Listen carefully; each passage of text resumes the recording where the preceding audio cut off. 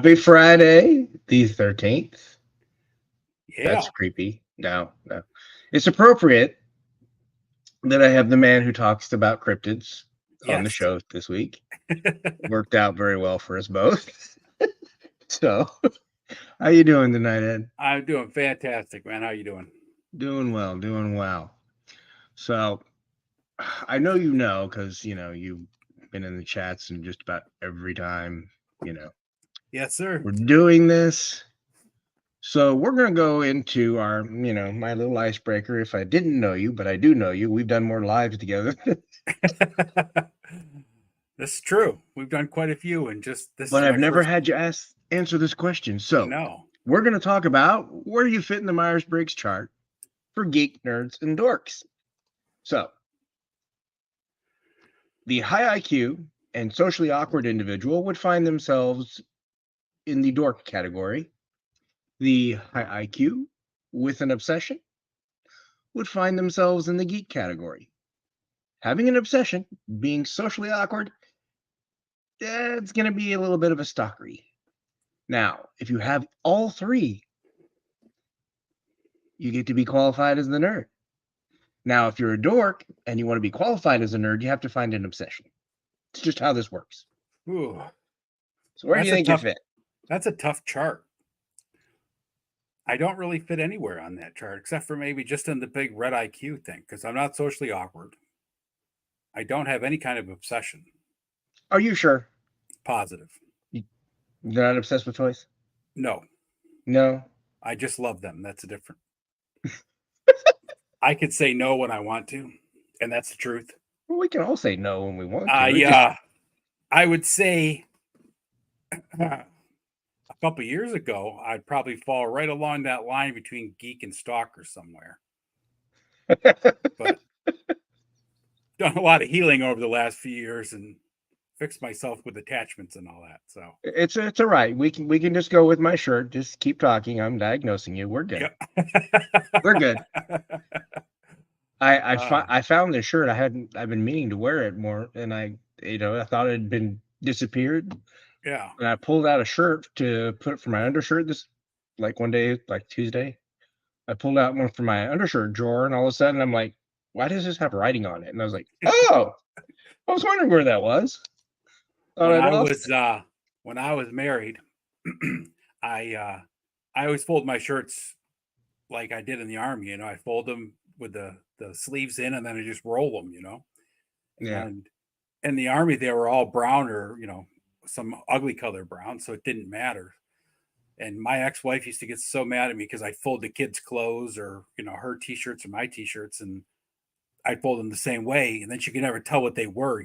She's like, I don't know what shirts these are. I don't know if I'm supposed to get Luke his Star Wars shirt or his turtle shirt. I'm like, well, you just unroll it, see what it is, and then if it's not the one you're after, just roll it back up and go for the next one. Well, we're I don't creatures see of the habit. problem I with that. mean, it's you thought you were helping in other ways, and That's right. just didn't work out that way. Nope. So let's check in quickly with the chat because there's a lot of people here. So let's say hi to Eldor. He has stopped in. And happy accident. Hey Ben, how you doing? Cobweb is here. Jacob, how you going? Wait, hang on. How are you in two places at once? This doesn't work out. I'm good like that. Okay. Logistically. Caffeine. The Shark Eyes is in the chat. Hey Adam, how are you? Thanos Copter. Thanos. One of these days we're gonna have to have a talk, Thanos. One of these. Thanos needs some therapy for sure. Yeah. There's this person, a troublemaker. Oh yeah. Yeah, yeah. I don't know about that guy. Yeah, I don't either. And here's another fellow troublemaker. He just, hopefully his package has arrived. I have no idea. I haven't checked the tracking today, but I've been checking.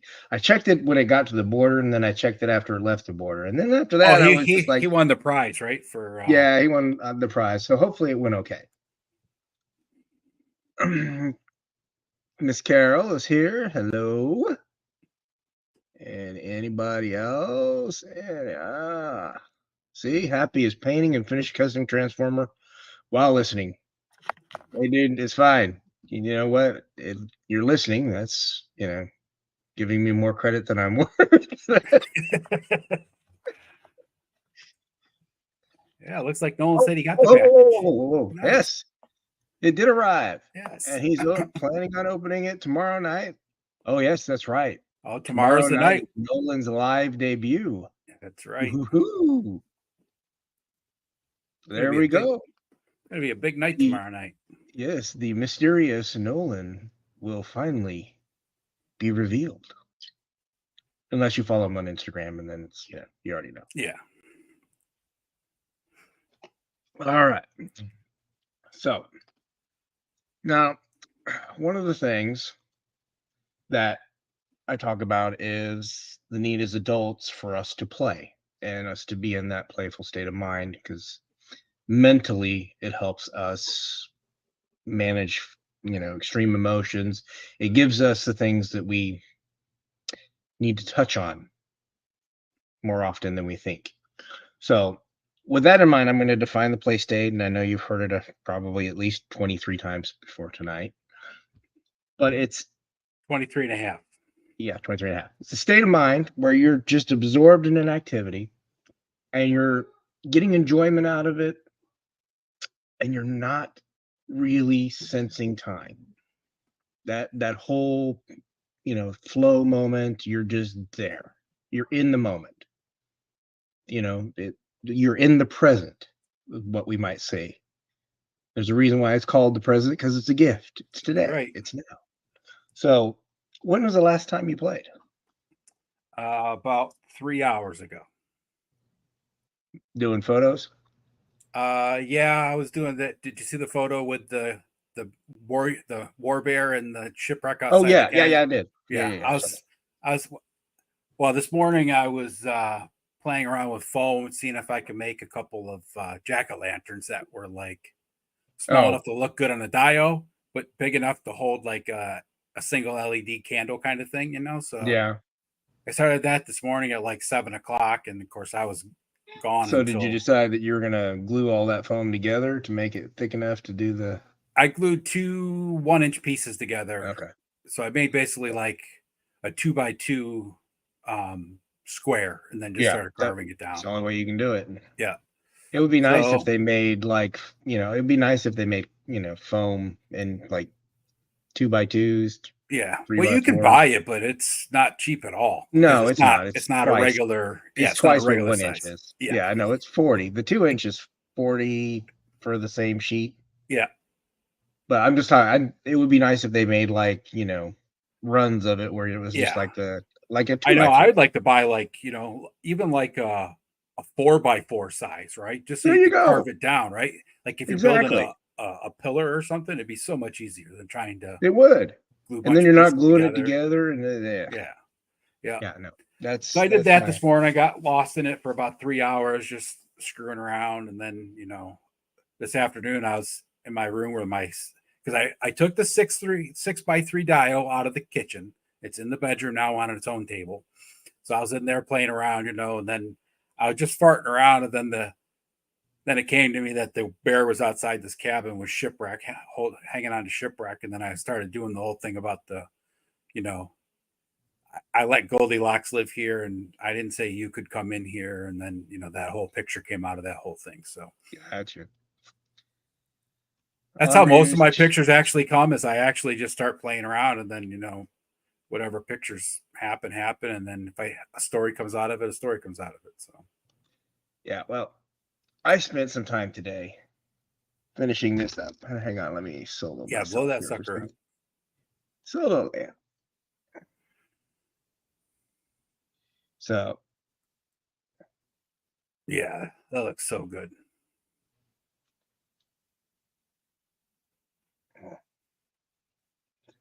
Couple different colors. I kind of like the head. I'm still working on it. I don't know. I think my perfectionist side on this one is coming out a little bit, so I'm having to rethink that. Yeah, it's the best way to to describe it. What you need to do at those times, I'll give you a little therapy, is you set it off to the side and work on a Oh, I bunch of did. other That's why I quit things, messing with it. I said I put it and then go together back because to it. literally it was in pieces until 4:30. At 4:30, I decided to start warming it up and popping it back together. Now, I did find out that these knee joints, Yeah. there's so little clearance that you can't seal it with super glue. Oof. So every time I move the knees, it scrapes the paint off. So I don't know what I'm gonna do. I'm gonna Well, have to. it's the gray body underneath that one, right? Yeah, I think I it'll don't look know good. if I'm just gonna have to start thinking about if I do something, I probably may have to dye it. But Yeah. Dye it, or you could dye it black, I guess. But I mean, it might not look bad like with the gray, give a little bit of it's not terrible, but weathering or whatever. yeah, it's not terrible, but there's some places in the armor where I didn't have finish painting intentionally to Yeah. give it like a gray. You could see the gray come through, so it gives a little bit of weathering. But yeah, no, it was for my first time really doing high detail Mythic Yeah. Legion because the other one was not a high detail. That one was just fill in the blanks. Yeah.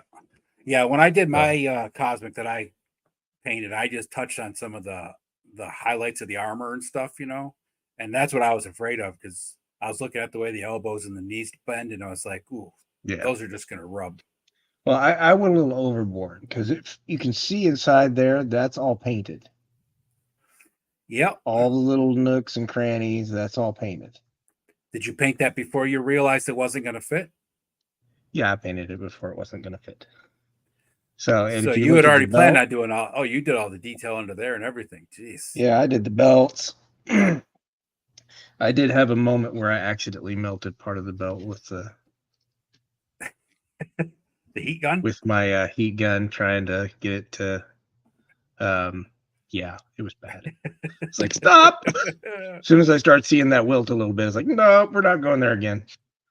That heat gun. I've been customizing figures since long time ago, and it was probably in the mid '90s when I learned about taking apart figures from reading a Toy Fair magazine. And they had those little insert Yeah. booklets once in a while for customizing. The guy was in there talking about it. I learned real fast that there's a really thin line with that heat gun where it's okay Oh, to it's yeah. not okay. Yeah, exactly. And I stopped. It just did a little bit of wilting, but we're good. Yeah. It was just one of the little nodules that fit the little clear Yeah. pegs for the guns to For a long attach. time, I just used a That's what hair melted. dryer because I was so worried about melting it with the heat gun. But the hair dryer when I started using it for like doing Sculpey and stuff, you can cure the Sculpey right on the figures. And it worked for that because you had to hold it on there for so long to heat the Sculpey up, and then using a heat gun's a completely different situation because it's so much hotter. Yeah, but it is nice to use the heat gun when you want to like dry some paint really quick or Oh yeah. dry. Yep. Yeah, anything. That's how I kept. I literally tried. I tried varnish. I tried glue. I tried Mod Podge. This was all within between about an hour of 4:30 to 5:30, just to see if any of that would stay. Yeah. Yeah. As soon as I move the knee, scrapes off. I'm just like, forget it. At this point, I give up. It's not going to stay. It works Yeah, for there the really isn't much you can even sand off there either, the way that no, joint is made up. So. no. There's no way for me to get to the part that's actually scraping. Right. I mean, I could try trimming it with my X-Acto, but yeah, I don't know that I want to. That's surgical right there. That might be taken a little too far, just out of sheer vanity at that point, because that's all it would be. So, all right. So, we are going to play a game called What Did You Pick Up This Week? I did not pick anything up this week. I did You didn't make pick up anything? Nope. Anything? Nothing? I put a whole bunch of orders in this week. Yeah. Yeah. I ordered a couple of those X-Men from the X-Men 97 line. Okay. I got Bishop and Wolverine. The Bishop is tempting for me, but I don't know. The Bishop and maybe the Rogue, but I don't, because I never got the Target one. I thought about getting the Target one, never did. I should have just pulled the trigger back then. I've been looking at the last couple Wolverines that have come out, and I just always said no. And then this time I'm just like, okay, this. Yeah, of course, we're going to get another Wolverine in a year, but I'm like, I might as well just get this one now. Have them stand up there with Bishop and be done with it, and then exactly. Well, I mean, you're going to have 12 Wolverines between now and next year anyway, so right, you'll be fine. You'll be fine. All right, so and I got I ordered the GI Joe today. Which did you get all three or just? No, I got Shadow Tracker and Night Wolf Force. Spider? No, I didn't get Wolf Spider. Really? No. That one's like a customizer's dream right there. Yeah, I know. I got two. I can't imagine that. And then what else did I pre-order? I pre-ordered the Conan from Mezco. And yeah, that's about it. I really haven't been, I haven't since PowerCon. Like I had so much stuff from PowerCon that like the stuff that I've been buying now, I'm just kind of like, yeah, I'll wait and see if Yeah, well, I get it. I would love to, but I got web store in from my pile of loot.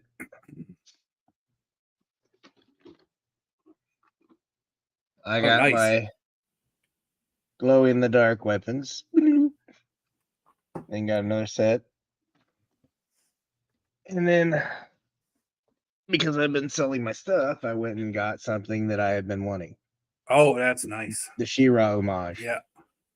I don't have it. I have like one female Mythic Legions figure, and that's Alithia, so.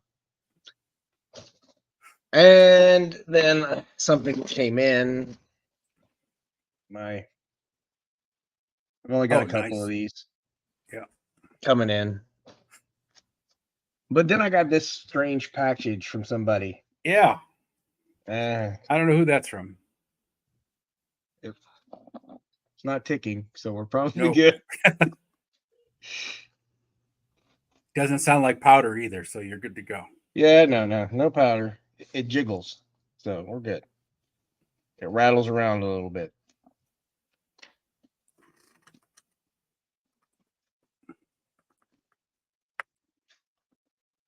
All righty, let's see what we got. Oh, ooh, Ponce. Furless loot crate. Ooh, what we got? Ooh, armor set. Sweet. Yeah.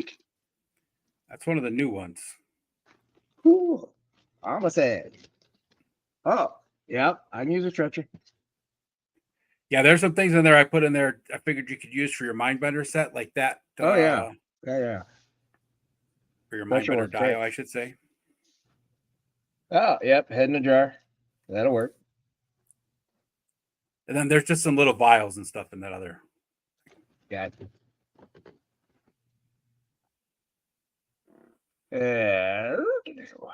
Oh, those are cool. Little glass. Yeah, those will work out great with corks too. Real corks. Yeah. I have those. Now I guess gotta get some glowy liquids. Maybe just pour in some of my glow in the dark. Yeah, I didn't have any glow paint, but so I have some of those. The middle size one, not the round one, but the shorter of the two. And I filled those with actual like coffee, sugar, and flour for that kitchen dio that I made. Nice. And I glue the tops on so the stuff doesn't come out, right? And then for my cabin dio, for the shelves above the table and the shelf that's on the actual bookshelf, I put like some blacklight paint and then some gold paint in some of those, and seal them up. So yeah, I didn't have any glow in the dark paint when I was doing it, and I was like, damn, I wish I did, but mine I'll put some sand and some glow in the dark paint. Yeah. So give it some texture. Yeah. I can always use a good head in the jar.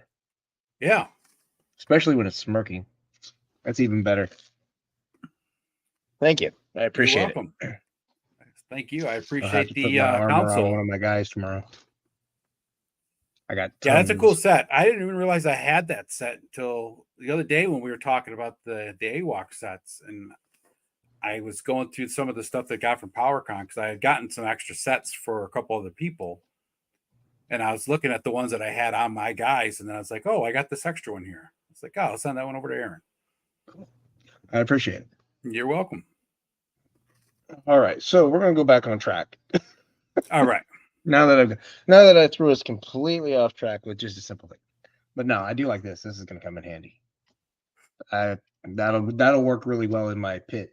That Display that eventually. came with the WWE Yeah. Slambulance, I recognize the plastic. yeah. And I got that and I turned it into like a police SWAT type of van, and the stretcher's just been hanging out. And I was kind of going to do like you were doing, kind of make like a science lab Yeah.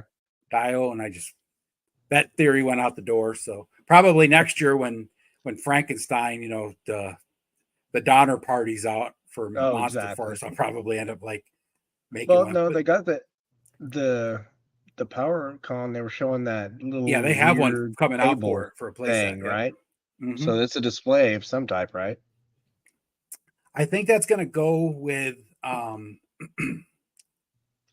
Dr. doctor. Caligari?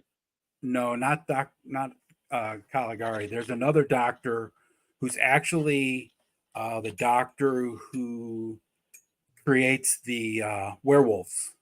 Oh, okay. And Tanis Rand is his name. And he's got the only pure blood to make werewolves from other people so he can inject them. And I think that's who that set's going to go with, because in the comic book, they show him at like a operating table. Ah, okay. That makes sense, because the picture had him right next to Caligari, so that's why I assumed it was. Oh, he might be in there too. Yeah. No, yeah. Yeah. So when you were a child, when you were playing, how did you play? Was everything have to go together? Could you play with different scales? Did you have to keep everything in separate little worlds and never the twain shall meet? For the most part, everything played together. Like when I had the Eagle Force and the Mask, those two kind of played together by themselves because they were just so much shorter than, because they were only like 2.5 inches tall. Yeah, the Eagle Force were die-cast, weren't they? Yeah. Back then? But, yeah. Yeah, but they were the same height as the Mask figures when Mask came out. So like that all went together, but like, I'd have Luke Skywalker riding in the front of my, Fisher Price Adventure People boat with one of the Adventure People guys and, whoever else, a Mike or not. It didn't matter to me. Worlds did not have to be separated. Just like when I was a little kid, I had like a couple of the 12-inch Joes. And then when I got older and I still had those, the Star Wars 12-inch figures came out, they all played together, Yeah. And then like my whole 8-inch collection with Mego and Super Joe and all that played together. It didn't matter. So do you kind of remember how playing as a kid made you feel? Every day. You remember how it made you feel every day, huh? Yep. So you're feeling it still. Yep. So that's a good thing. Yeah. So what are the things that make you have those same types of feelings as an adult? For the most part, so I went through a really bad period about 3 years ago when I got divorced and everything. I had a bunch of other shit going on. And like rock bottom, the whole thing, right? And I spent many years being kind of miserable and just blaming everybody else for my problems and shit, and thinking why is the world doing this to me? Why is the world doing that to me? And not really cherishing or being grateful for what I had, and pretty much, not that I was rich, but my ex-wife and I made plenty of money together and we had a house, with nice land and, 3 kids. And we had a decent enough relationship at the time. And the last couple of years that we were married, I kind of let everything else take over, and that went down the shitter. And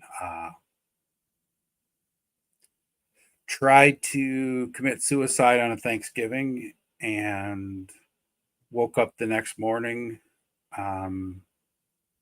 still messed up from the overdose I tried to do, and realized that whatever it is, right, some kind of higher power decided that it wasn't my time yet. Yeah. So I decided to get my shit together, and I went out and started doing a lot of research on, just like the typical things, right? Like chicken soup for the soul type of shit, all those kind of things, right? Started spending a lot more time out in the woods again, because I had stopped doing that over the last, couple of years, because it's just too miserable and too, and I was 325 pounds. So, at that point in time, it was like, walking out to the woods was effort. Right. And, just got my shit together and started being grateful for, like everything. Like, I used to have, like I said, like even the most minor problem in the world, right? Like, like your paycheck's supposed to go in today, and that in the bank, sends you those stupid emails that says there was a delay and it'll be deposited tomorrow, or, minor things that should not make a difference in your life, right?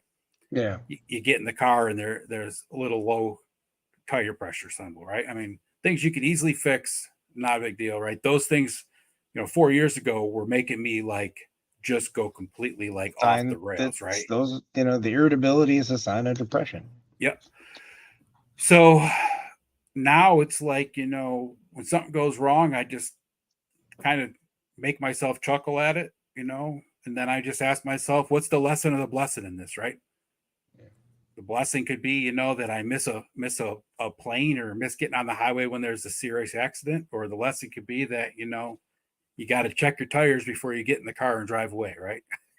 Yeah. I mean, one of the things that it took me a long time to get around to, and this is even using it with patients and things like that, is the phrase, "It is what it is." Yep. It's completely radical way of looking at things, and a lot of people, they roll their eyes at it, but really at the end of the day, in the environment and in the world, the only thing that I am in control of is me. Yep. How are you going to respond? So anything else is outside of my sphere of influence. Yep. Yeah. So anytime that I get angry about that, it doesn't change it. Nope. It takes a long time to get there, right? I mean, you got to actually go inside and do the work and dig deep, right? Because like now I kind of live by 2 things, right? I mean, like whenever anything happens, right? I just say, and so it is, right? It doesn't matter if it's good or bad, and so it is, because it's just going to be, right? I have no control over the fact whether it's going to happen or not. Yeah. And secondly, like when people do things that, like people cut you off in traffic, or, you walk through the store and you got the zombie shoppers, as I like to call them, that are just clueless that anybody else is walking down the aisles of the store, right? And I just, not even in like a religious aspect of things, but I'm just like, I just look at it like, I forgive you because you know not what you do, right? And those people don't know, right? Yeah. It's just like I was telling Lawrence about that one issue with that person we were talking about a couple weeks ago. It's like, he doesn't know that he's doing what he's doing, right? If he did, he would correct it. He doesn't know. They'd make better choices. Yep. And self-awareness is a big thing. You got to be forgiving, and you got to be grateful, right? Yeah. I mean, every morning I wake up, I do a 3 to 5 minute gratitude, session. Get up, just say thank you for everything, right? Just waking up on the right side of the dirt, thank you for a cup of coffee. I mean, it's just starts my whole day off in that positive thing, I mean, I used to look in the mirror and tell myself how much I hated me and everything else, Now I look in the mirror and say, hey, I love you, man. Just keep walking, right? You feel like an ass when you walk in, someone walks into the Walmart bathroom and you're telling yourself you love you, but hey, sometimes you got to do that just to get through the store. Sometimes it's not about them. Yep. You know, it's one of the things with my son, especially in public, because he stems and he's loud Yep. and, you know, he can be aggressive. The other Thursday, we do a outing every Thursday for his occupational therapy, and some things were a little bit different, and you know, we were getting ready to check out, and you know, I was using my card, and he pulls my card out before it processes, so that slows down the process. Yep. So I'm trying to get him to let go of my card so I can put it back in, and he proceeds to literally bite the shit out of my shoulder. Oh, he almost got a chunk, Yep. and not a small chunk, a big chunk. So I'm having to smack his head to get him to quit biting me in public, which is horrible. Yeah. But you know, it's one of those moments where a few years ago, I would have freaked out a Yeah. lot more Yep. because that doesn't look good. But now I'm just like, you know what? I'm sorry. Are you dealing with this? You don't Yeah. have a fucking clue what my world's like. Yeah. If you're offended, that's too bad. You go be offended over there in your own little Yeah. world. Because I got got to better make things to sure do with my time. I got to make sure he gets home. Yeah. Well, I got to make sure he's safe. I got to make sure I'm safe.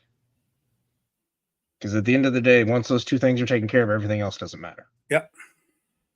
That's right. You know, I think so many people nowadays are so focused on what everybody else is thinking and what everybody else is doing that we've forgotten to actually take responsibility and accountability for our own stuff, right? Yeah.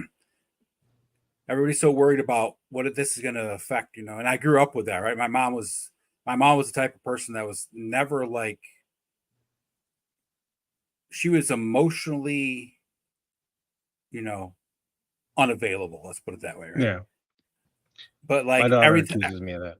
yeah, everything that like happened in our lives, you know, for me and my brother especially, was always like, you know, what's so and so going to say about this? How am I going to explain to my friends that you know, failed, you know, 10th grade or whatever? I'm like, I Yeah. don't give a shit how you explain it to your friends. What do I care? You know? Yeah. And it's like, even to this day, I look at it like, I don't really care, right? If you got to worry about how you're going to explain it instead of focusing on the fact that why is my kid failing, right? I mean, it was never about the reason behind what's going Yeah. on. It was always, how am I going to explain that? You know, it's like, It's or, about the appearance. right. Yep, exactly. That's what it was all about. Or the dreaded wait till your father gets home, you know? You My know, step, unfortunately, I know all too well about that yeah. appearance thing, and it's not it's just one of those things. Is if everything looks great on the outside, Oh, yeah.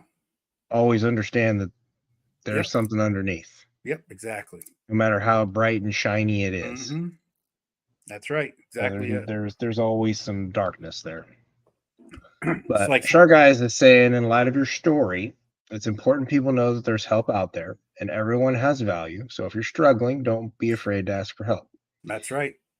And I'm grateful you're here, Ed, because you know it's interesting. You know, there's some parallels in our stories. Yes, for sure. Um, it's one of the things that I'm grateful for is still being here. There are days that it's hard. I mean, there are days that I feel like the worst dad ever. There's days that I feel like the worst husband ever.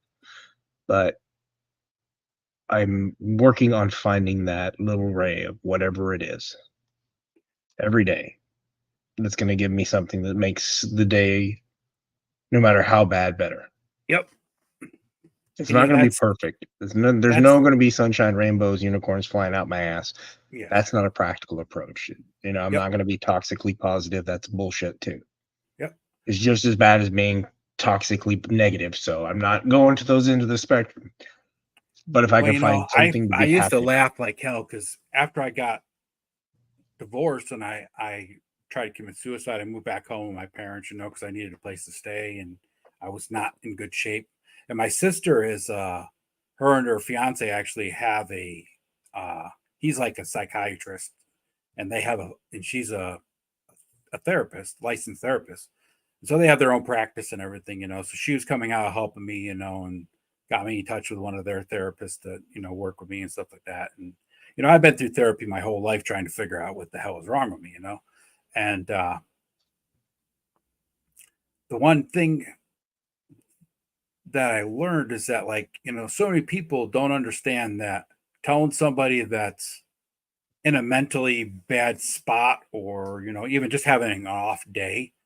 Like my mom, when I moved back home, was like, well, you're here with me and your dad, and we're taking care of you. So why can't you just be happy? And Yeah. I'd be like, Be I'm going, happy, suck it up. yeah, yeah. Like those Yeah, kind of things are not helpful, right? no, I they're mean, not. especially if you don't know the If person. anything, they're creating that persona that you'll mask. Right. Yep. Exactly. And those That's of us exactly what who it have is, been right? doing it for long enough, we're really damn good at masking. Oh, hell yeah, dude. I masked It's for like 30 years of my life. it's like changing your clothes. Yep. As soon as this thing happens, you're walking out the door, you're somebody else. Yeah. When I was younger, I got diagnosed with getting diagnosed with some kind of mental illness. I've been diagnosed with all of them, severe depression, bipolar, all of them, right? And there's so many fine lines that I don't really trust most of the diagnosis, but they were almost diagnosing me with borderline personality disorder just because of so many different things that I did. And the one thing that I did really well was two things. I dissociated really well, and then I was Mr. Chameleon, right? If you needed me to be this way, I could be this way. I'd act just like everybody else in that group. I could walk out that door and go into another group and act just like that group, like that, because that's how good I was at just, trying to fit in and not get noticed. Yeah. At that point, we start forgetting who we are. Yep. And that was the problem, right? Yeah, that becomes the problem over time, and it's one of those things, and that's probably why it's difficult when we don't admit that those are issues. The one And thing I try sometimes to tell people even with now, therapists in that instance, there's patients that will, for lack of a better word, mask oh yeah, the entire time. yep. They'll tell you one thing, but their behavior says something else, and I used to do it all the they'll time. mirror and they'll start Yep. doing things, and you're just looking at them like, yeah, no, this isn't helping. So I learned a couple of things just from going through, my own experience, right? And like knowing what I did when I used to go to therapy, right? I never wanted to get help because I wanted to be better. I used to go to therapy because my ex-wife wanted me to, or I thought that's what my kids needed me to do, right? I never did it for myself, right? And that's Yeah. the first thing, right? You got to want to do it Yeah. for yourself. Nothing will change. It was one of those things with kids and adolescents that's the hardest part, because most of them are involuntarily there. Oh yeah. You're not. Yep. The reality is, most of them, they're not going to Yep. get better.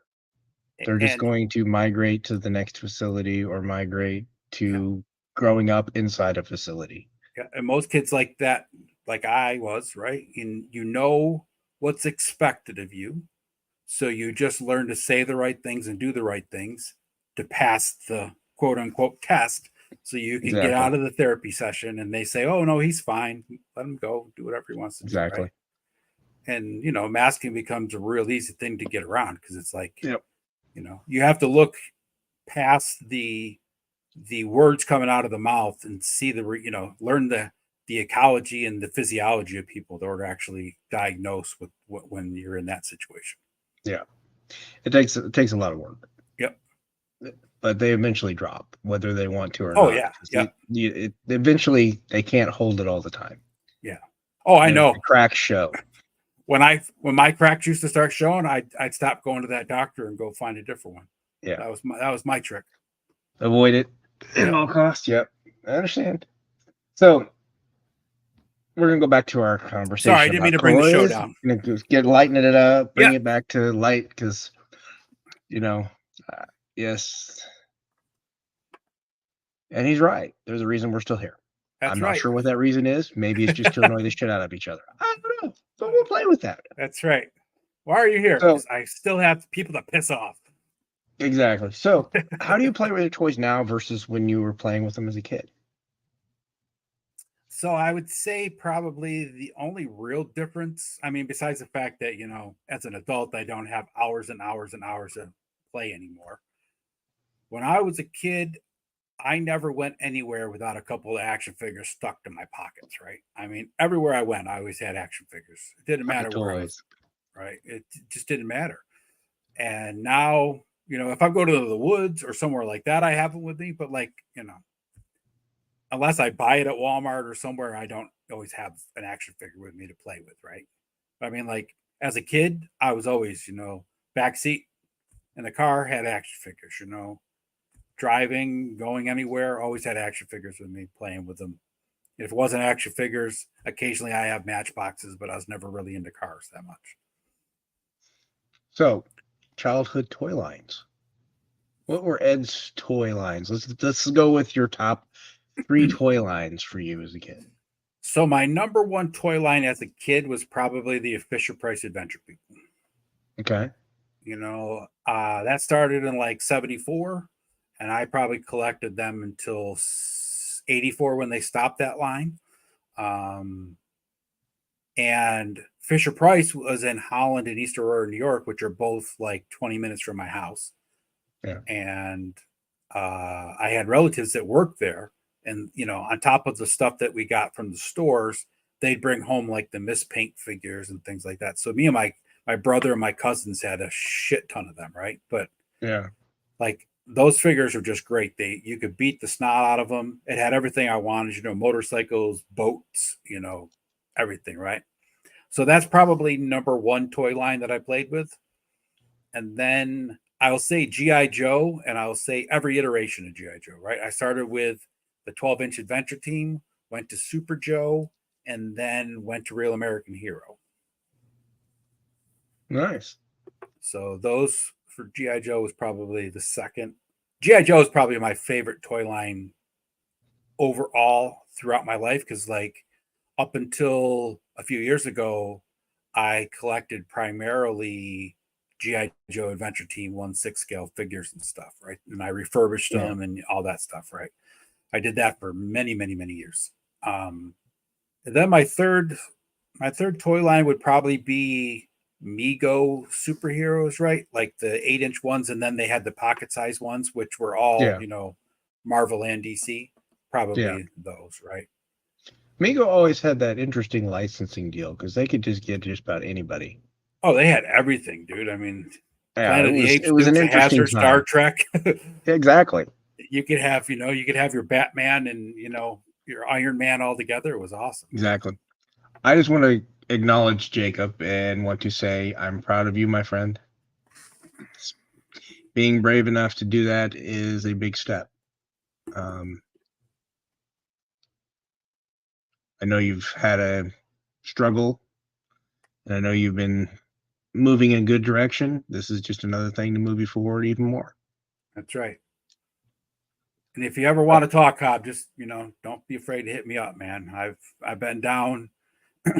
That's probably the one thing I tell to people younger than I am now is, right, don't wait till you hit rock bottom to go find that help, right? Because it's coming, and rock bottom sucks, dude.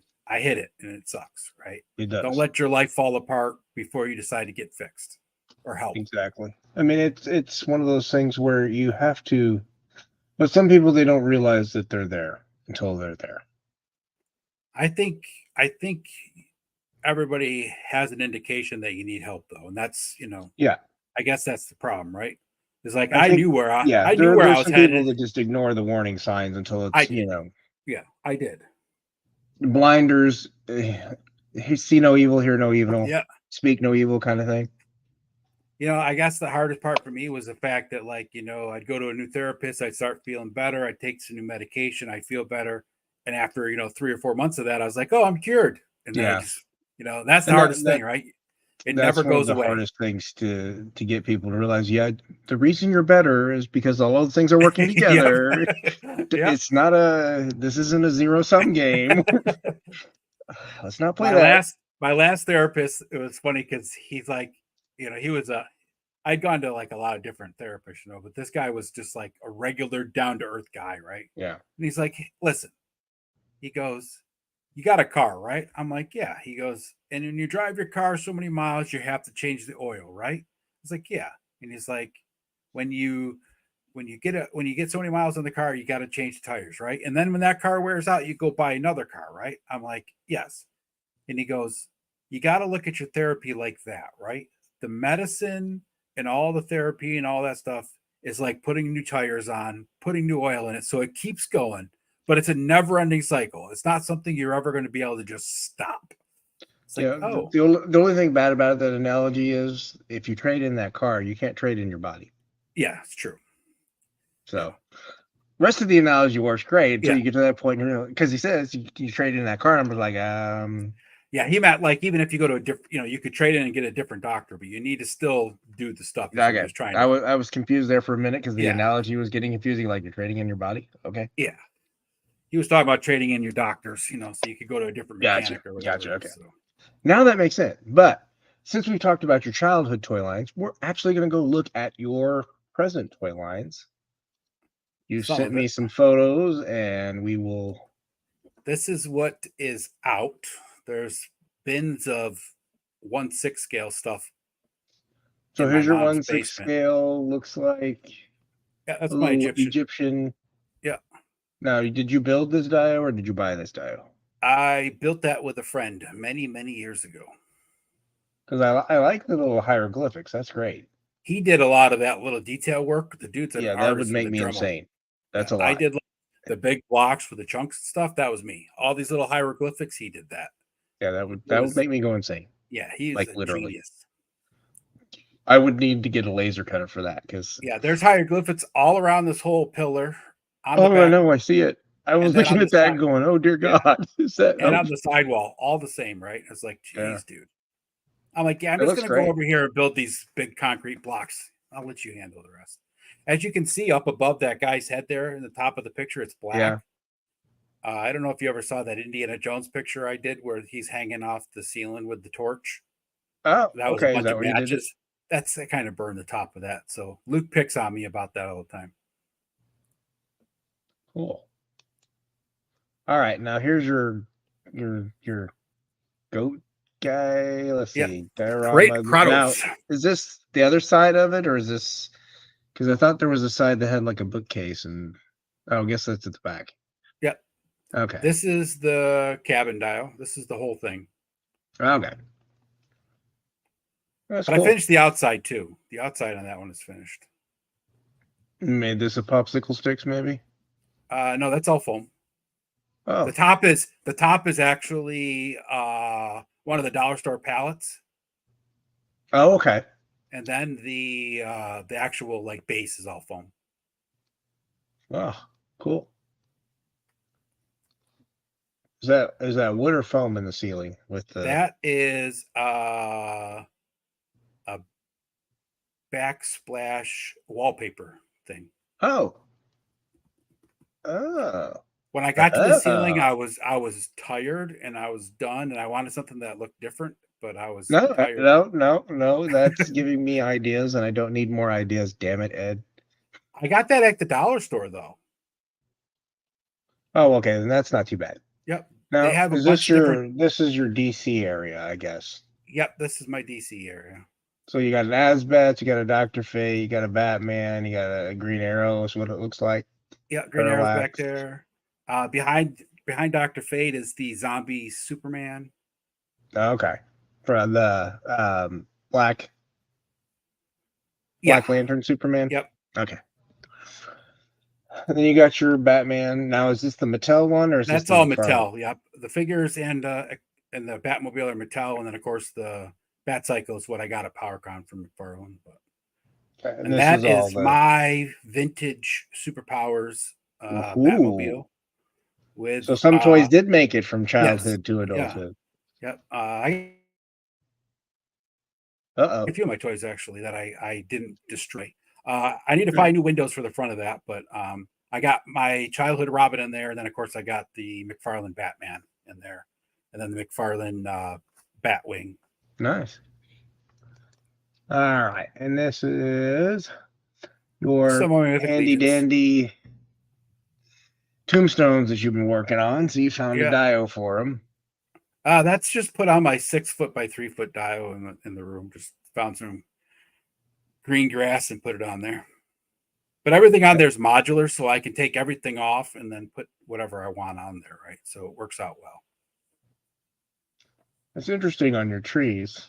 Interesting how you did the paper. Yeah, I made I made the trees itself out of foam, and then I just got some of that camouflage netting off of Amazon. It was like $5 for like a 6 foot by 3 foot roll, and just cut it up and hung it over it. Nice. Oop.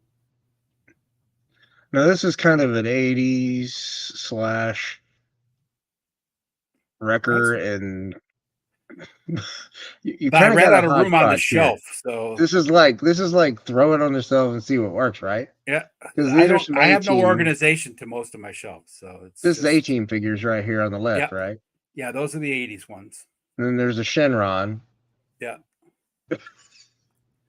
And then you got a Cody, maybe? I don't know. Who's that? Is that That's Rex? fives. That's five? Okay. Yeah. Then Wrecker, then you got King Kong, and Yeah. then you got your adventure team folks dressed up in. Yeah. Now, what is this one in the black with a star? What is that That's one? Super Joe. Then from Okay. White Elephant Toys. He's one of the new ones of the Okay. remade I was going to version. say, I don't recognize that. Yeah. So White Elephant Toys, I've known about them for a while, but they were at PowerCon, and they remade or relaunched the Super Joe line. Not quite the same as it was, but pretty close. And Yeah, I I think there thought was that a guy thing was. about the comic being done by some company. Yeah. Yep. Yeah, I remember that. That alien head was sculpted by one of my friends, who does like actual like real life, like he's a really good painter. He sells a lot of his stuff. He's got like pictures of that he painted of like the Hulk, Lou Ferrigno, and like Lou Ferrigno actually has them hanging in his house. He did a picture of what's that guy's name from Guardians of the Galaxy with the mohawk? Yondu? Yondu, right? And he painted Yondu laying on the couch like seductively, like the Titanic picture of the nude woman, but did it with Yondu and like put an apple in front of his junk. And Marvel actually bought that from him. Nice. And gave it to what's his name? Michael Rooker or whatever his name is. Yeah. Yeah. So he's done a lot of really good stuff. But yeah, he's a friend of mine. So And this is just another kind shelf of mash and mush and everything else, right? Yeah, well, you got two Mr. T's that are one of them looks like both of them. That one's the one that's the Mattel one, right? They're both Mattel. The other one is the WWE Superstars Hulkamania Mr. T. And then you got Alan the Alien hanging out in the back. Yeah. I got a No, I don't see Skull the Kate Brigade anywhere. I don't see Duplicate anywhere. Nope. That's the only Invincible figure that I have. I just liked him, and when Realm of Toys, Frank took pictures of him. I liked him, so I went and bought him. Now here's your AWOCs. Yep. Looks great. Kind of got a Stargate feel to it. That's my Stargate in the back. Now, what is this to the left here? That is actually like a throne that looks like the base of a tree trunk. I was talking about the figure because that. Oh, I made that. Okay. I was like, I don't know what that is. I figured the apes needed a magic user. So that's one of the heads that came in the head pack on I don't have my pictures of Pale and Blight on there, but I have a Pale and a Blight too. But like the dude with the black face or the white face, and then that dude that's in the ape magic user are both those bodies too. But I use the heads from that head pack. Oh, cool. All right, now here's your Kali, Atreyu, Thane, and then your McFarlane weird thing, whatever that was. Wind Rider or whatever the hell. Yeah, whatever it was called from Avatar 2. Yeah. Yep. That's the shelf that's in my living room. You sent me a couple pictures of this one. So this is a couple different angles, and we'll go back and forth. So this is like your Christmas setup, and you can't really see your Gomez. Hang on. Let's find that other one in a second. There it is. Yeah. There's your Gomez just hanging out in the kitchen room. Yeah, it's only Christmas right now because I was getting you ready for, being on display for Christmas with my holiday Well, donuts. it is close enough. I mean, Yeah. hell, stores are starting putting out stuff earlier. So like everything on there except for the main structures, of course, is modular, right? So I mean, I can take the tree out, I can do all of it, right? So then it could just be a kitchen with the fireplace, right? So yeah. I built that all mostly out of like just scrap shit that I had, right? I mean, like the whole kitchen is just built out of cardboard boxes that are painted. You know what? Sometimes we got to work with what we got to work with. I mean, Yep. it's not there's not a hard and fast rule to any of it. Now, here's your mythic or your cosmic legions, and then Yep. see, that's what you did a little custom on yours too. It looks like you got some blue Yeah, that's paint. the one that I customized with some highlights. Like I said, Yeah. when I started doing that, I did some pearl blue and some gunmetal highlights and stuff. But when I started doing that, I did like the outside of the kneecaps, and I was going to do more, and I was like, "Ooh, those knees are really really tight. I don't know if I can get it to go without the paint scratching off." Yeah, So. it's an interesting thing. I wasn't expecting it to be that difficult when I started the legs. All right, and then this is your shelf. That's Everything kind of shelf, shown yeah. as one. Yeah. You got your van of That's my police van. the repaint that you did for the ambulance, right? Yeah. Now, is this like a Bigfoot running? Yeah, that's Sasquatch. Okay. I was wondering. I was like, I have a monkey on every shelf. So I got my AWOC shelf, and then on the shelf that's just below the main AWOC shelf, there's a little gorilla, and then there's a gorilla there. Then I got Sasquatch, and then there's a gorilla. Well, there was a gorilla there, but Luke probably moved it. And then I'm surprised you don't have like a Gorilla Grodd on that level. That would be kind of where he would go. Yeah, that's where I need to get a Gorilla Grodd. I had Thane there for a while, but he was taking up too much space. And behind the bear, you can see I got that's my childhood Fisher Price Adventure Team rescue truck with the driver and the nurse. That's complete. Very cool. And then, of course, your war bear on the ground. Yeah. Yeah. All right. So, okay. So, we got kind of a brief glimpse into your toy collection. We know it's not all of it. Yeah. You know, it's not, there's not any. So, those Fisher Price Adventure people, have you ever thought about going back and getting them? I have the 3 sets from my childhood that I absolutely loved, and the 1 figure set from my childhood that I absolutely loved. So I've gone back and picked up a couple of things, but I did that a few years, like many years ago when Luke was younger, and I ended up giving it to him to play with. So like I kept my 4 sets from my childhood that were like my favorites. I picked up some of the accessories, of course, that I had lost, like the sea shark. I had to pick up a couple of the buoys and the shark figure. And the ambulance, I had to pick up the air tanks, and then the Alpha Probe, I had to pick up the astronauts because I had lost the figures. But other than that, like they all are my childhood toys. And then so are there any other toys from your childhood that you would want to go back and get? I would love to go back and get Eagle Force figures. And I'd started to probably like 8 years ago, but I could never find. I hate buying mint figures that are vintage because I don't keep shit in boxes, right? I don't keep anything in a package.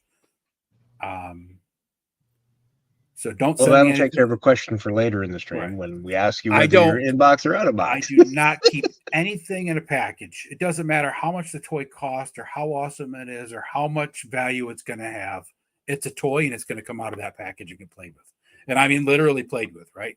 I get down on the ground with it, play with it just like I would if I was 7 years old. It doesn't matter. So nothing stays in a package. So I hate buying vintage toys in a package, right? And most of them, because you're going to pay a lot more for it, and then you feel because you have you then got you that feel like shit because you spent so much on it, right? And you knew you were going to take it out of the pack, and why didn't you just buy the unpackaged one for half the price, right? But most of the Mego figures or the Eagle Force figures, the legs are really loose because they're die cast, right? So Yeah. years and years of, so they don't stand Yeah. up really No. well. And then of course they're die cast, so they're really heavy. So it's like, Yeah. and it's hard to find ones that are even reasonably priced that have the weapons and stuff because the weapons were so small that they were all lost by us kids, right? So I started doing that a couple years ago, but I wasn't happy with the figures because of just how loose the opened ones were. So then I just said, "Ah, screw it." But other than that, I mean, like I have a whole collection of GI Joe Adventure Team stuff that's uh, in storage, right, at my mom's house, and those aren't the ones that I had as a kid, but those are representations of ones that I had as a kid. So I mean, other than that, really, no, there's not much that I'd really care to go back and get. Apparently, Oz is more more willing to crush the sealed toy vintage issue. It's not that I feel like shit, but I always tell myself, you spent $200 on this Oh, I package would. version. I would be like, you spent $200 on it to get it. You got it on card because you won't. Yeah, You wanted yeah, a nice copy of it, but then you're opening it and you break. yeah. Yeah, no, I get I twitchy. actually have one action figure on a card, and it's a Fisher Price Adventure Person, one of the ones that they sold like on the peg racks that are single Hmm. figures, and that was given to me by a friend many many years ago, and well, probably about 10 years ago. And the figure is like pristine. It doesn't even look like the figures, like the paint hasn't faded, it hasn't yellowed. I mean, whatever Fisher Price did back in the 70s with those figures was like, perfect, right? Oh Probably yeah. all sorts of toxics and stuff that probably aren't even Oh allowed to yeah. be No, used no. anymore. But It's probably so I've never radioactive. taken You just that one don't know out, it. but it's like, it's just a single figure. So that's probably the only thing that I actually own that's in a package. Yeah. No. Like I was Yeah. telling Oz, right? I open everything. Usually, like shit doesn't even get to like if I buy a new Joe at Walmart, like even when I'm with Luke, right? We went and got fives and Wrecker. We cashed out, went out to my car, and we had them both open before we even left the Walmart parking lot. Right? That's how we are. Right? You know what? If that's everybody collects differently, and that's the interesting thing. It's for some of us like me. I mean, I'll open and I keep the boxes, Yeah. but eventually I'm gonna have to make a choice on which ones I'm gonna actually keep the I boxes ended up for. going through that about a year ago. Well, no, when I probably first started collecting Mythic Legions, maybe in whenever Dubon and the Horse came out, right? So last Yeah. spring, maybe, and or early last winter, sometime. And I really liked how the Mythic Legions boxes were, right? I was like, whoa, So then I was like, well, I don't really need these classified or Valaverse boxes. I do have some of my Valaverse boxes left, but only because I like the artwork on the sides of them, right? So I have them all displayed sideways with the artwork Yeah. showing. So it's Well, I mean, like if they Lenny look was like a book set, they're not taking up too much space. right. I mean, It's like realistically. Lenny was talking when Lawrence was talking to Lenny last night about those inside box art. I would love to have a bunch of those. I would actually make my own poster if I Yeah, had a bunch of those. exactly. That would be so cool. I would like the black and white though. I don't That's what want I it to. want, the black and white, the insert Yeah, I coffin want the box. black Yeah. and white. I Yep. want it. That would be a cool ass poster. Yep. Yep. Yep. So apparently, a lot of people are like you, and they just get rid of the boxes. Yeah. I keep all my Mythic Legions boxes, and I have I have all my Mezco boxes, but opening up a Mezco is a completely different experience than Well, opening the, up a the good regular thing figure. about Mythic Legions, though, realistically, is that they really do hold their value, even if you don't have the box. Yep. So Mezco's pretty much the realistically, same that's one of way. the lines that I think about, and I like. But the Cosmic Legions, I kind of like the little Dio set on the Yeah. inside. That's The the little problem, right? backdrop that they have for all of those. Those are kind of cool. I look at it like this though, like on the flip side, like the Mythic Legions are packages you can actually open, put the figure back in, and then put it back together like it never came out, right? Exactly. Other than like the tape and shit like that, right? And same with Mezco boxes. Mezco boxes, you can take your complete Mezco out and put it back together like it never been opened, right? Other than the plastic wrap. And it's like those are just great, right? Those are probably the ones I should throw away because, like you said, neither one of those figure lines lose value. Really. Yeah. Well, and here's the other thing. It's weird with Mezco because you kind of get the ones that don't have like the metal cases, Yeah. and then you get the ones like my Destro. It's Yeah. light Yeah. cardboard. I'm just Yeah. like, it's no. Most of my Mezcos are just in regular cardboard. I got the Gomez in the tuxedo, which is like the Casino La Cucaracha, and Hmm. he came in the metal tin though. Yeah. I would love the metal tins. That would be great. Just except I would take everything out and just throw the figure. That's just me. Yeah. That's what I would be doing. So apparently, Adam says you guys opening stuff in the parking lot are full blown addicts. Some of us are high functioning addicts. We can wait till we get home. And Oz is mentioning what we've all been doing for several weeks now, and that's It's okay. not even like the addict thing, right? For me, when I get a new toy at the store, it's no different than when I was 7, dude. When you're Yeah, 7, you get back that to the little car and like happiness. I'm opening that toy, and in my head, I'm going, okay, don't drop the gun between the seats, like mom always used to say, right? Or don't lose that accessory because we're not getting you another one, right? I mean, that's just it's like being 8 years old again, dude. It's like I have no problem. Like people walk by, I'm like posing my action figure on my dashboard and stuff, right? And I'm just like, Yeah. hey, how you doing? Right. And everybody knows me in town, right? So I'm like, they don't even think twice about it, right? No, it's hey, you know what? What if it makes you happy and it's not hurting anybody? That's right. By damn, just do it. That's right. So one of the things I ask, we talk about, what we collect, but we also talk about, I know you kind of have a little bit more diversity in your lines. You're not big two, big three No. exclusive collector. You kind of like those but does something having an established franchise, does that make it more appealing, less appealing? I don't pay attention to any of the franchises at You all. know, doesn't Right. matter. Like No. when I look at a figure, it's all about how's this going to fit into my toy story, right? How's this going to fit into my little world, right? Because Yeah. everything I do is mostly about playing. And like I said, all my photographs come from playing, right? It's not like Yeah. I go, oh, I'm gonna take this figure and go make some pictures of it, right? I play with the figure and I'm like, oh, that's a cool thing. Let's take a picture of that, right? Even out in the woods, I'm like down on the ground in my hands and knees in the crick playing with them, and posing them up and stuff, just having a good time, doing the battle cries, like when I had the pictures of the barbarian fighting the war bear, right? I mean, I had like the battle Yeah. cries going on. I'm in the middle of nowhere, so it doesn't matter, right? No one's going to hear me or see me. Not that it would matter if it did, but I mean, like, no one's going to think anything about a guy yelling in the woods, right? And I just take pictures of it, right? So it's like it doesn't matter if it's AWOC or GI Joe or whoever, right? It's all about how it's going to fit into my little world, not the storyline. Now, like the Action Force comic book was really cool. I got the digital version of the AWOC #1. Finally, just read through it just because I wanted to see the artwork and get a basis for the story. But that story doesn't fit into my AWOC story, right? My Yeah. AWOC story is more like a Planet of the Apes style story, right? So it's like, Yeah. Sometimes our own headcanons can be contradictory to what yeah, what the original intent was for it. So, with that being said, there's not really this influence thing where people, we call ourselves enablers. So, is there those people that kind of enable by, getting you into another line? Does someone else's opinion of it matter? no.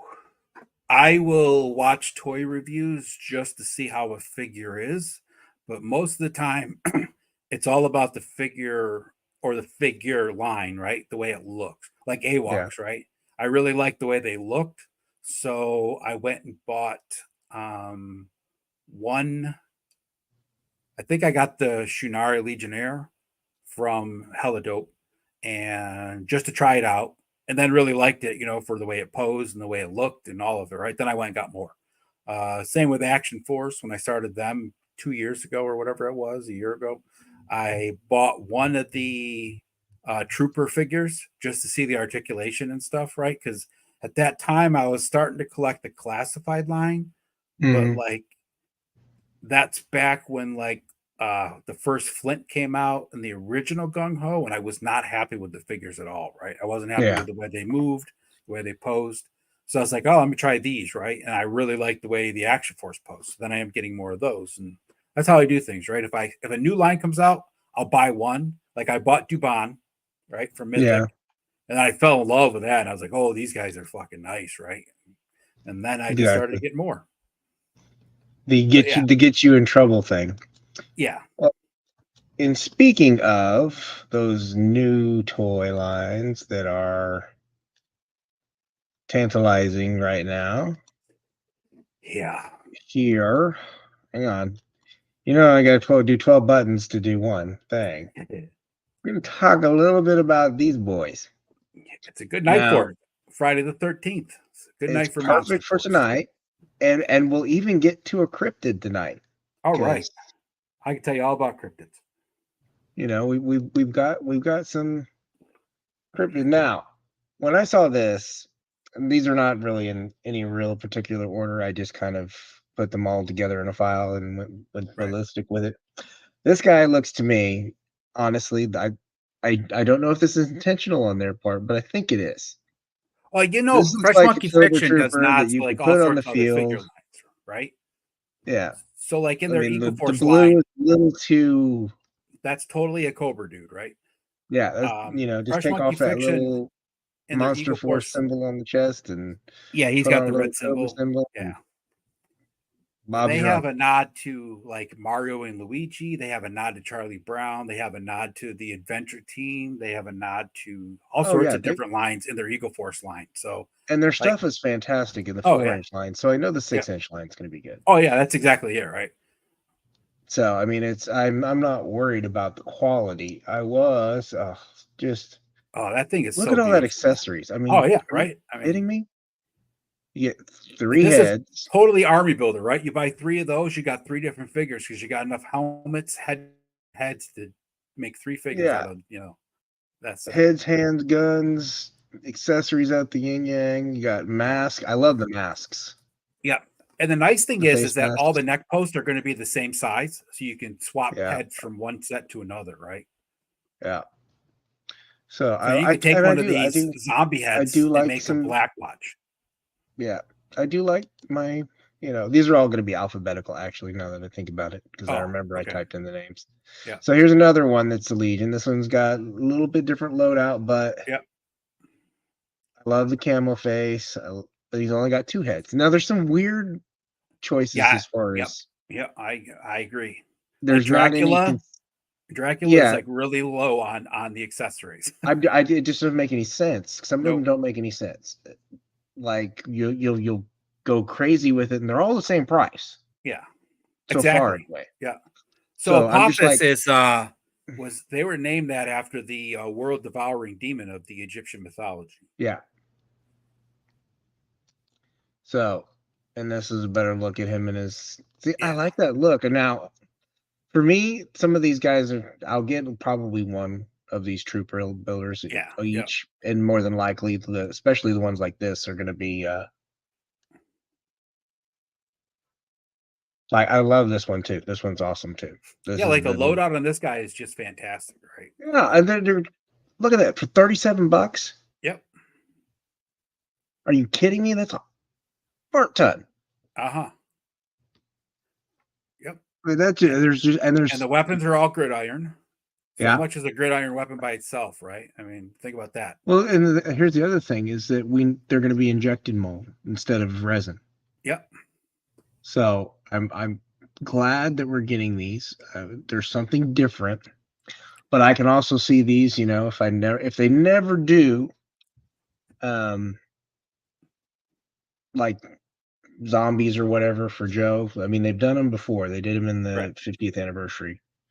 If they don't ever really do them, I mean, even that, I could put these in a dio where they're just dead and they're, got troopers bleeding out on the ground.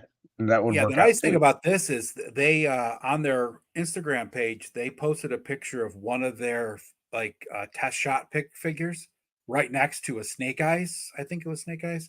And it was spot on the same scale. Yeah. I mean, I dig it.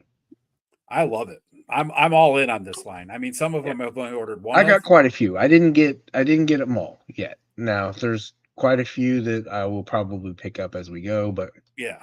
I'm not freaking out to get them. There's some that they didn't do anything for me. Now this one's just interesting. I do kind of like the little demon head. Yes. You know, So these something guys very are supposedly injected with the same blood as the Delta Red guys. So yeah. the Forgotten King's powers don't affect them, But and it's that's what just that head is for. it's a gremlin head. Oh yeah. I mean, it's It's a cool. goblin head, perfect for any kind of Yeah. goblin thing, right? Yeah. So, and they're just, and then you can always have them be your men in black, you know. Yep. Standard old fare there.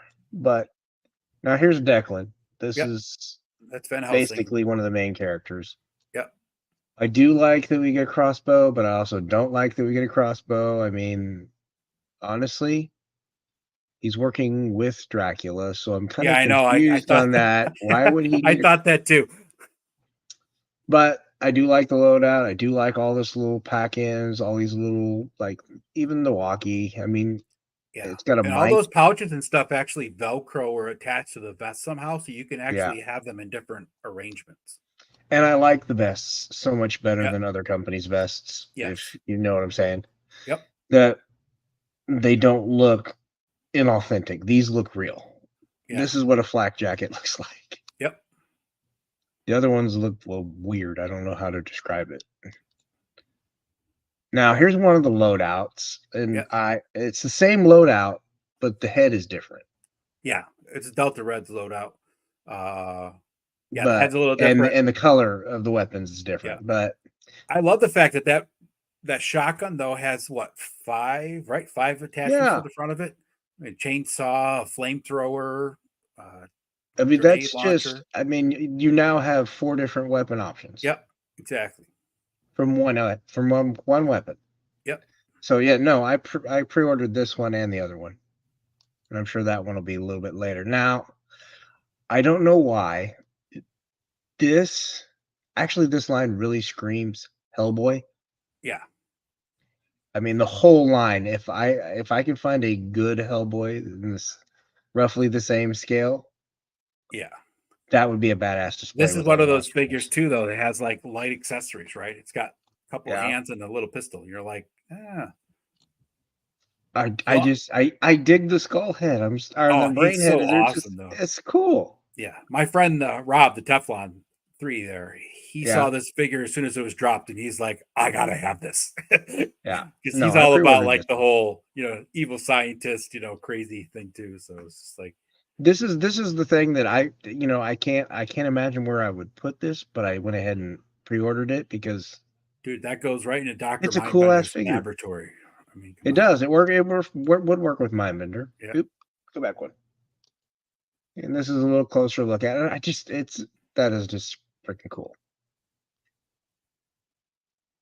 I do like the Dracula, but it's Dracula. Do we need another Dracula? I don't need another Dracula. I don't. The only thing that I can really see really cool about this, right, is that the heads and the hands are all going to fit. So you could actually take Dracula and put him in like the Delta Red or one of the Yeah. Apophis bodies, Yeah. right, and make him like a combat Dracula. That Well, would I be think awesome. the head and the neck is one piece, isn't it? Because it kind of looks that way. Yeah, but the I neck hope not. posts are all the same too. Because on the if you look at the accessory set for the Black Watch, they have necks and heads that all go together, so it's all still the same ball joint. Well, that'll be nice. I mean, it'll be nice to how. Hopefully, these are going to be easy to pop and swaps kind of thing. So, and I got this image off of Fresh Monkeys. Yeah, that's an website, awesome and image. it's just a cool Dio shot. Yeah, that is an awesome image. For whatever reason, Big Bad Toy Store cut out the Dio. Yeah. And just edited out. I was like, why would you do that? Because the Dio kind of just sells it a little bit more. And here's his loadout, which is really light. Yeah. I mean, it's fine, I guess. You get like hands and a sword, but the way I look at him and like Dr. Caligari, right? It's like if I take those two figures that are light loadouts, but then I look at what I'm getting with the other figures for loadouts, it's like, yeah, I can see where you have to, Yeah. Well, even Caligari though, the gun is different. It's yeah, unique. The sword is unique. yeah. So maybe it's just the uniqueness. Now here's another troop builder. That's I not a troop really kind of builder. dig it. But he's I mean, not really a troop builder. he could be a troop builder, but I'm gonna make him a troop builder because for me he's a troop builder. the thing that I find fascinating about this guy is he's the invisible man, right? And Yeah. he comes with invisible forearms, or else you can get the ones that are wrapped and you Yeah. switch out the forearms. So this whole figure line is basically built on like pop and swaps, as far as I can tell, right?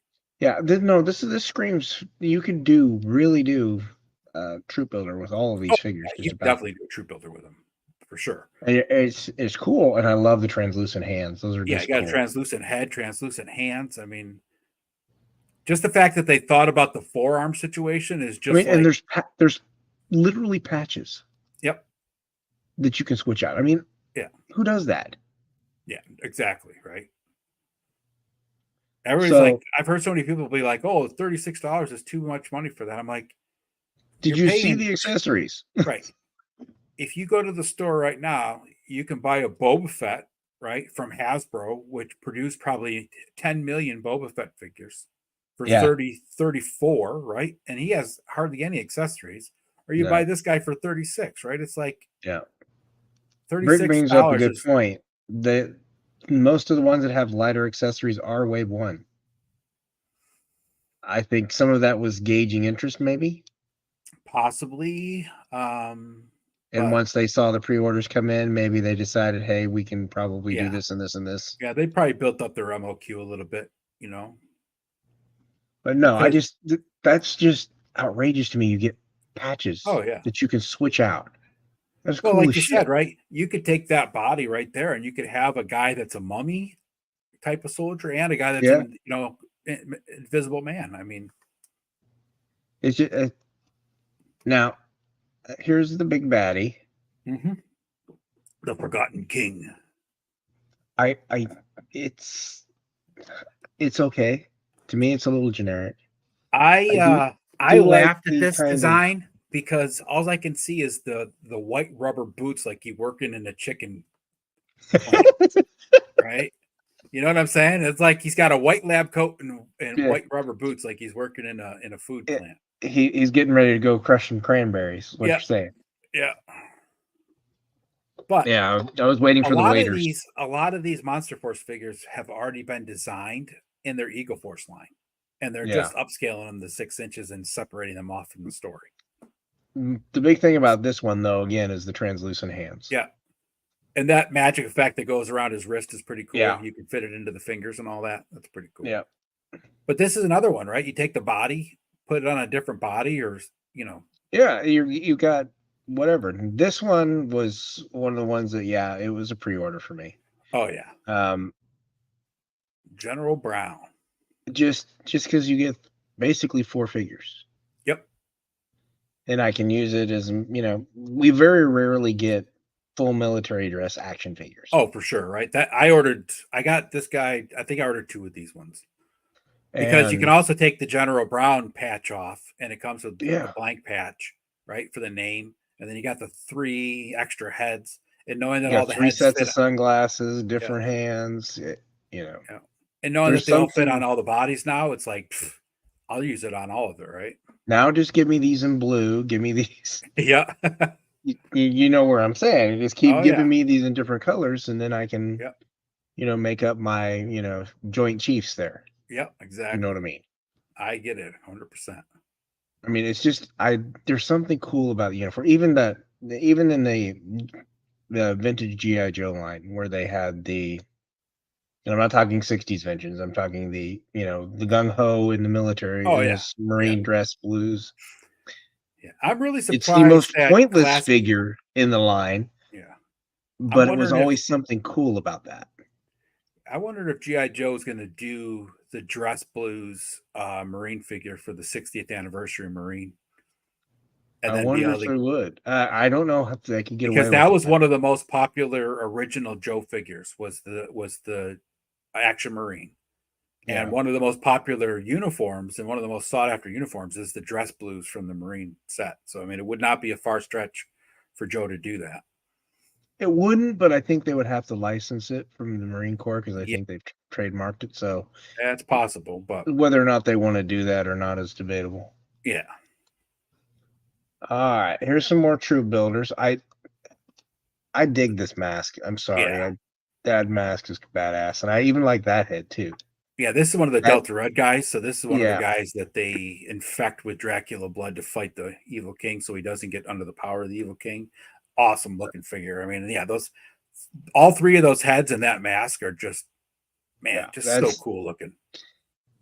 there's just something cool about getting different things and getting the shoulder pauldrons Yep. come off. Just simple things. All Yeah. the stuff packs separately from the vest, so you can customize the vest. I don't have to worry So about whether or not this is like for me, right? When I first saw this, I was just like, this is like perfect for me, right? Because like even if there's a little bit of a story behind it, I can make up my own shit, right? yeah, And it gives you that military feeling, but there's also like that fantastical spin on it, right? yeah, Like right now, I have my Joes or my Action Force guys fight AWOCs or something like that. And these, not that I care about the scale or anything like that, but like these guys will all fit into that same little world, so I can just have this whole thing, right? I'm probably gonna have to yeah. build some like Castlevania dio that's like 8 by 10 or something in one of my bedrooms, but luckily I I was live thinking alone. they would look good in like a make it like a sewer kind of Oh hiding yeah, under the city. yeah, like a underground like ancient sewer, like in like they used to show Um, like in under the cat under the castles and stuff, like that type of sewer would be badass. exactly. Rick was saying that the biggest issue with Wave One suit guys, Drac and Pharaoh, is that they look like Yeah, ballroom dancers. yeah, they Muscle tight suit jacket, trench coat, slacks, no bueno. yeah. The Dracula's not bad because it's so much of of direct, what we're used to seeing Dracula in. But he does look a little too muscle bound, right? But the Forgotten King's definitely kind of a weird design. Yeah, once you pointed out those, I didn't really look at the boots before. I just Yeah, saw the suit, and I'm just like, yeah. I've already got eh. plans for my Forgotten King to be put onto a different body because I got to have him be more like badass Egyptian Forgotten King as opposed to dude in a trench coat with rubber boots on. Yeah.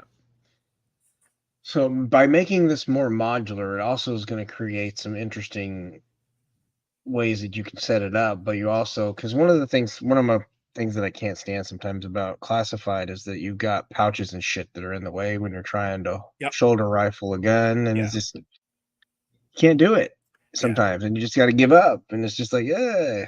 So I hope This looks like it's going to be you can put things on, take them off, yeah, and it'll I'm be great. hoping that the vest pop on and off easily, right? Like there's no crazy buttons like, Action Force Yeah. vests from the first two series, right? Which are impossible to get back on if you take them off. Not without a lot of heat and a Right. I mean, pair of it can be done, but tweezers it's and still another it's pair of not something you can do in tweezers, a and two then you have to seconds, be right? magic. Yeah. Then you have to be Magic Man and tie a bow on it, kind of Yeah. thing. Yeah, I know. And like the pouches, I hope they can be taken off and put back on real easily. And like you said, right, if you could put Yeah, them I'm anywhere hoping it's just too, easy pop in, pop out. right? And you could like, if you're building an army, then all your army guys aren't wearing the same exact vest, right? Because you can put them in different Yeah, spots. and they're not going to have the same loadouts, and Right. the other stuff is going to change up too. Yep. So yeah, here's another look. Yeah. A little bit different. And I dig that head. I That love head that is mask, badass. dude. I Yeah, love that mask. that one is cool. All right. Another part of that one, the different look, different Yep. colors. I found it interesting. Hang on. Was this the one that had the three heads back here? So the one is a Two Delta heads. Red that's got the 3 heads. And the other one Yeah. I think is supposed to be the Delta Red team leader. And I can't think of his name right now offhand, but that's who I think that guy is supposed to be with just the 2 heads. I was wondering because there was one that had 3 and then one that had 2, and they're like right now. They're Here's the exact- other new loadout. Yeah, Basically, it's the that's same one, but I do love the mask base here. oh yeah, I love the black With the- beret, I'm Oh hoping the yeah, that's berets cool. fit nice. The helmets look really good, and then that's got that same gun thing. Yeah, Yeah, same shield. Everything's the yep, same. It's yeah. just the head is different. And I like that it's got a, it's They a did a guy. It's a guy awesome in a paint skull job on mask. that. Yeah, that I paint mean, job looks phenomenal. yeah, and that screams like Ghost from Oh yeah, Modern yep, Warfare. yep, All right, here's the Phantoms Corp, and this is definitely designed to be just a plain old trooper because it's just a yeah. guy, So these are the guys that basically end up becoming the Apophis Legion before yeah. they're transformed. So, But this I can see going everywhere, oh anywhere. yeah, yep. I love the camo. I look at those knee pads. I mean, those knee pads Yeah, are just amazing. The detail on them, it's just great. different wrist setup. I mean, there's a lot of stuff. Now here we start getting into some weird stuff again, but this screams like this is more than anything screams Hellboy. Yeah, World War, the Hellboy one kind of, yeah. World War II fighting the Nazis, Hellboy. But like the cool thing is, right? It's like the Kilowarbs, which are the werewolves, right? That's what Mhm. that head is. Those guys, that head can go on any of those army builders. So I mean, like you Yeah. could take the werewolf head, put it on like a camouflage thing. You can have a bunch of jetpack equipped, gun toting werewolf army. I mean, how awesome is that? I just thought this was it's a cool looking thing, and I love that basic helmet. It's Yep, creepy and effective, but yep. yeah, it's there's so many different looks within this line. I can't imagine how much the tooling is because Oh yeah, for sure. now here's another one The good again. thing is I think that last figure you're on, right? It's the same basic body as Dr. Caligari, right? Yeah, So I think probably that's how they're just that's how Caligari is ending up with so few accessories because this guy is basically in got it series all. Yeah, one, right? And they're just reusing that mold to get some money out of it. yeah. In the back, the jetpack is different. That's for Yep. sure. It definitely is kind of Art Deco, Yeah. steampunk kind of Yeah. It's kind of like a jetpack. steampunk. It's definitely a steampunk esque feel to this line, right? Oh Because yeah, with some of these guys it is, yep, but others it's like not. Now I'm like this assuming guy that the for guys sure, that are right? more steampunk are going to be like bad guys. Yeah, exactly. So I dig this overall. I love the crimson color that they have for it. Really cool. Just a huge loadout with a bunch of weird Oh guns. I yeah. mean, Yeah. I don't understand the posts, but I'm Yeah, I was assuming trying to maybe figure those. out what those posts were too. The I only haven't thing been I able. can think of is maybe it's something that's like a rifle attachment. I even asked the guy at Fresh Monkey Fiction what they were, and he wouldn't tell me. He said I'd have to wait and see. So I don't even think he knew. Probably didn't. I don't have a clue. They're just stuff. Again, here's some more. This is more of a ground troop, same kind Yeah. of thing. Again, that same Oh steampunkish, yeah. diode blinking. The one thing that I uh, do like is like the choices of hands that they're using, right? So you have two grip hands, you got two trigger fingers, two fists, and then you have an open hand, but it's not like a Yeah, rifle it's grip hand, right? It's yeah, open, like for it's like looks wrestling like it's or gonna grab a throat kind of thing. right. Yeah, Yeah. yeah, those are gonna be good for photographs. I dig it. I dig the red and the black. Oh yeah, for It's a sure. very cool look. Yeah, even like the camo pattern they did on like the Phantom Core there. I mean, those guys, that camo pattern Yeah. is just awesome. Again, another troop builder. I mean, Yep. there's lots of these sleepwalkers. I mean, this is the different I only versions of ordered them. one of each of the Sleepwalkers, just because I mean they are army builders, but I've only ordered one of those. But like the Apophis Legion zombies and stuff, I've ordered a couple of each of those. See, I did the heavy gunner. Look at that gun. Yeah, That that's is totally steampunk. ridiculous. It is ridiculous. Yeah. And I love the little hose coming out the back. I mean, Yeah, it goes into his backpack, and then he's wearing a gas mask too. It's awesome. this covers a couple things. It covers classified because they're going to be doing, at some point we're going to get backpacks with people Oh yeah. again, weird hoses coming out of the back, like Flash, and Yeah. any of the other laser troopers where they had the So this one's great. Yeah, and Brick's right. It does kind of give you an Iron Grenadiers feel. Oh yeah, for sure. The head definitely does that, for sure. Yeah, and Brick said, to be clear, Hellboy the movie. Absolutely Hellboy the movie. Yes. Yep. Yes, the Donner Party. It's interesting that they... Yeah, I don't know why they chose that for Frankenstein. I don't know if they couldn't use the term Frankenstein or give him something that would, call it that, but... I don't know. But it's an interesting choice. And it's interesting because this looks like soft goods. It does. It does look like soft goods. I can't figure out if it's actually like soft molded plastic or if it's actually soft goods. I hope it's soft goods, because the only reason I can think of is they call this a Donner Party, because if you look, he's got like old style trapper fur boots. He's got like an old school machete, and an old school like shotgun. Yeah, so that machete is just freaky.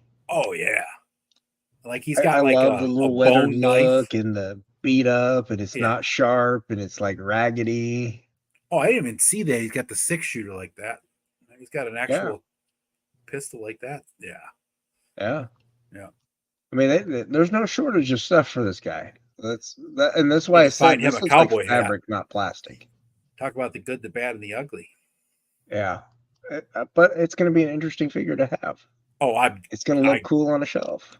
He's going to look awesome in photographs, no doubt about it. Now, these are some action shots that they shot that, for whatever reason, did not make it to BBTS. These are stuff off Fresh Monkeys website. Which is strange, because when BBTS first put them out, they had these pictures on there, but they've taken them off since it must be like a server space thing or something. It must have been, because now that they've got more figures out in that line. But it's just, these were cool shots, and I love this one where it's just like all the troopers lined up, and he's, it's cool. It's a cool look. All right, so let me stop sharing for this one, and then we're going to get to the other file. All right, let's go there. So yeah, that's what I'll be collecting next year, if anybody wants to know. That's going to be eating up a lot of wallet. Oh yeah, telling you. That's a lot of figures for 2 years. Yep. I was shocked. Now, I got these from Toy News International. Oh, that's not what I want. Where's it going? Stop doing that. No, you butthead. All right. Where did you go? There you are. Ugh, annoying. All right, we'll fix that. Try that again. There we go. Decided to shrink down early. Yeah. Now this is a closer look. And they're not just the renders. You get to see them. Yeah. I do like that this one's got like a red head. That's cool. I mean, which is, that's really funny, because when I was doing a lot of flocking for the adventure team, I flocked so many. This one guy was making like these resin. They weren't prints, but they were casted, right? Resin casted zombie heads. And you wouldn't believe how many guys had me flock them red hair like that. And that's exactly what they looked like. Mm-hmm. This is stuff that's... yeah, that's the Kilowog. Yep. Yeah, this is stuff that's not in the pre-orders yet, is it? No, Kilowog isn't. But that Kilowog head was on that one that comes with that one Sleepwalker. Okay. Yeah. I like it, but...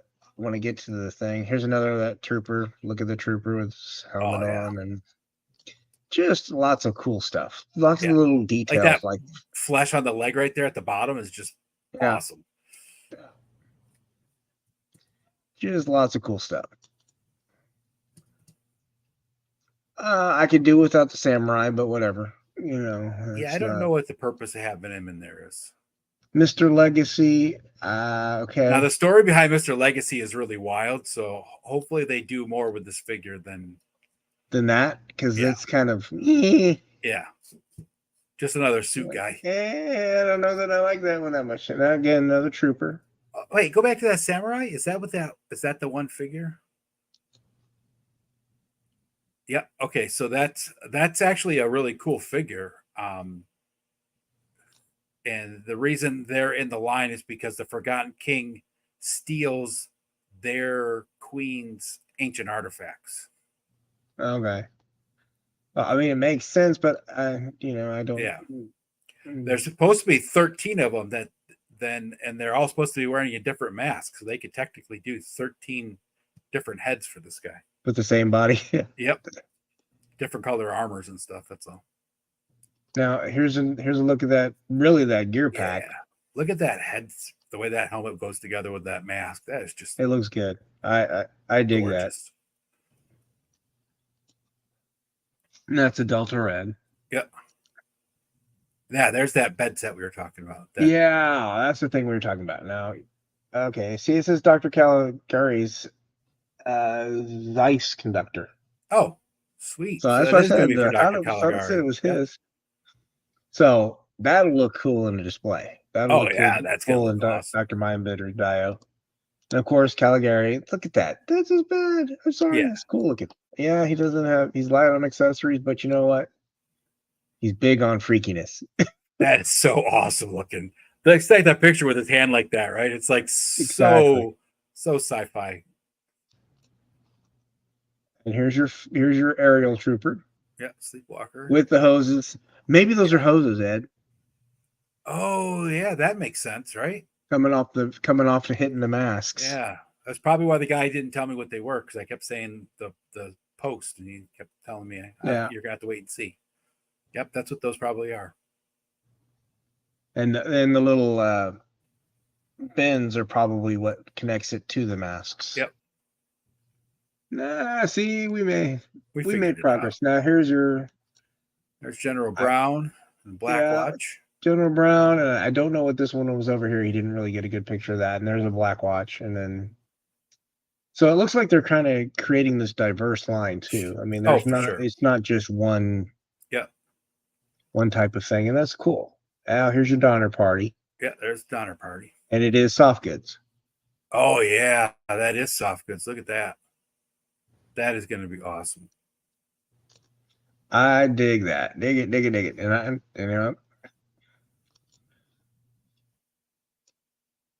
And that's Dr. Tanis Rand. He's the guy that creates the killer wargs.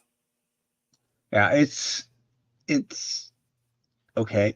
I guess I could use that. It's really going to depend on what that guy comes with, because if they give out like some kind of like lab stuff, like some vials and like a lab set, that would be awesome, right? Some beakers and shit.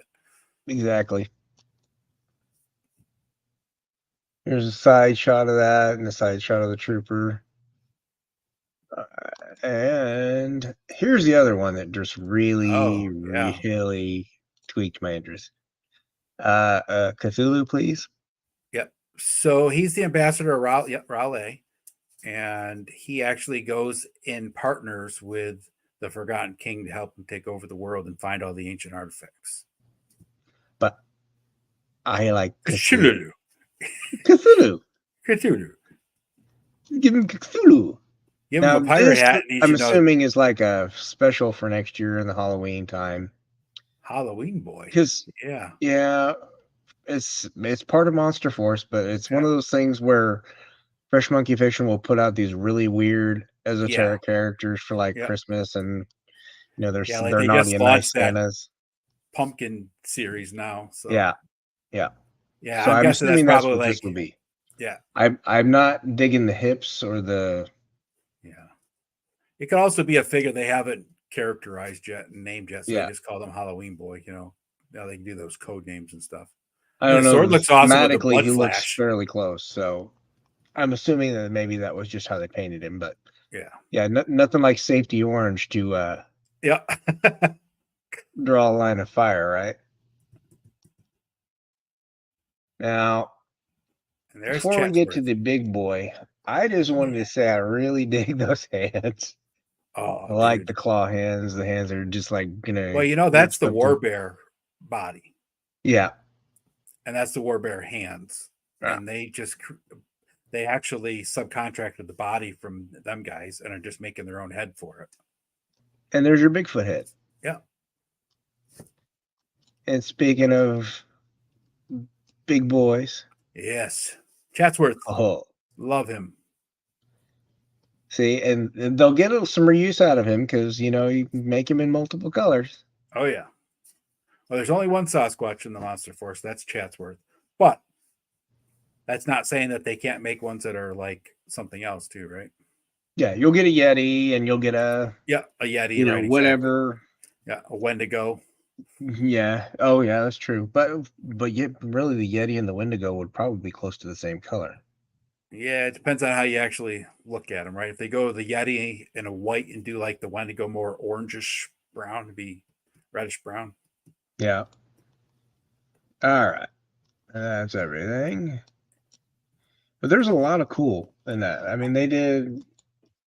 For me, it's something new. It's something interesting. Yes. And it's going to be, something shelf wise that's going to look cool in a Yeah. presentation if you do it right. Yep. And even if you do it wrong, like, I can put some of those zombie guys on the ground as, Yeah, dead people. exactly. I You mean, can put the nice thing is you could put them with almost all the 6-inch military lines that are out there right now, and they're going to go just fine, right? You yeah. wouldn't be able to tell the difference. Yeah. No, they would look fantastic. So back to collecting as a whole for you. Now I'm going to take a stab that you probably haven't always collected. You've coming back, Nope. come and I've always gone, and collected. in and out. I've always collected. You've always collected, really? Yep. I actually played with toys way later than I should have been playing with toys. I actually never stopped playing with toys, but even when I was like a freshman, sophomore in high school, there's times that I go home from school by myself and play with my toys, right? Now, of course, I kept that hidden because, I didn't want to get beat up when I was in school, right? Because I played football and, that wasn't cool for the football players, right? Because you had a rep to keep, right? Yeah. But I wasn't a normal kid either, right? I mean, I played football and I also did chorus and marching band, right? I was probably the only kid ever in high school history to play the homecoming game and go out and play the marching band presentation for halftime during the homecoming game, right? So, in my football uniform in the marching band. So, I mean, I wasn't worried about fitting in, but it also wasn't cool for the girls to, come over and see all your toys. I did have quite a few of them out though, like on my bookshelf, it's kind of tucked off into the corner, right? But it wasn't my whole collection. But I mean, Superpowers came out in 1983, 1984, and I collected all of those, and I was 10 or 11 years old when that came out. So I mean, Yeah. it was. Well, that was 84. Yeah, and I collected. I mean, I wasn't a diehard collector, but other than the 3 months, 2.5 months that I was in basic training for the Army, I always had an action figure with me everywhere I've gone. Every house that I've lived in, everywhere I've gone, I've always had action figures. So I guess toys have been kind of your touch point. Yes. Your grounding tool. Yeah, they have always been my connection back to better times, because as a kid, I kind of used toys like you did, right, as my way to escape into my own little world I could control. And it kept me out of the way of my father, right? Yeah. I was in my room playing with my door shut. That was it, right? No one bothered me. Yeah. I mean, my mom tells stories of when I was a kid, I'd go down in the basement, right? And now I had an uncle who made his own Lincoln logs, I mean, they were Lincoln logs, but he made them for, Yeah. And so we had just boxes and boxes of Lincoln logs. I'd go down there and start, 8 o'clock in the morning during the summertime when I was off of school. And I would build these huge log cabins, and all this stuff and play there all day. And my mom would have to come down and check on me to make sure I wasn't dead, because I'd be down there until 4 eat lunch. I'm like, all right, what time is it? Right? She's like, it's 5 o'clock. It's dinner time. I'm like, yep, guess I missed lunch. And that's It's the way Well, I it mean, was, right? that's not a bad thing, I guess. It's No. we find the things that make us happy and we stick to them. Yep. It's one of those interesting aspects of managing mental illness and having something that provides a focus elsewhere. Yeah. That gives us a respite from whatever it is that's going on internally, at least briefly, even if it's There's always only been like brief. two things for me, right? It's been action figures and then your favorite thing, outdoors, right? Yeah. That's two things for me, right? I used to go camping all the time when I got old enough and my parents would let me go by myself. Me and my brother would go sometimes. We had a lot of woods where I grew up, so we just grab a tent, go out and pitch a tent in the middle of the woods anywhere, right? And we did that for weekends, right? Didn't matter if it was 30 degrees or 80 degrees, we did it, right? All the time. We were just in the woods constantly, right? And that was my escape, right? And Hmm. again, kept me away from my mother and my father, right? Which was my thing back then, right? When I was little, of course, I didn't know that my mom was the way she was. I didn't realize that until I was much older, but it still kept me away from my dad, right? Because my dad was the type of guy that when he came home from work, he was looking for a fight, right? And if you were in the way, you were in the way, right? You were in the way. Yeah. Yeah. Unchecked cruelty in that Yeah. case, because yeah, and those emotional scars, they're not exactly visible. So It's funny because I've not to bring the show down, but like I've talked to like a lot of people about it, right? Like my dad was a real MFer growing up, right? But the physical altercations that I had with him affected me much less than the emotional ones that my mother yeah. did, right? Because when it was over, it was over. And when I turned about 18, 19 years old, he actually we sat down, had a long talk, and he apologized and said, he wished he was different, right? And now I look at it like it made me tough, right? It made me hardcore. It made me have a great work ethic because I learned the value of everything, right? Hmm. So there's a lot to be thankful for in that.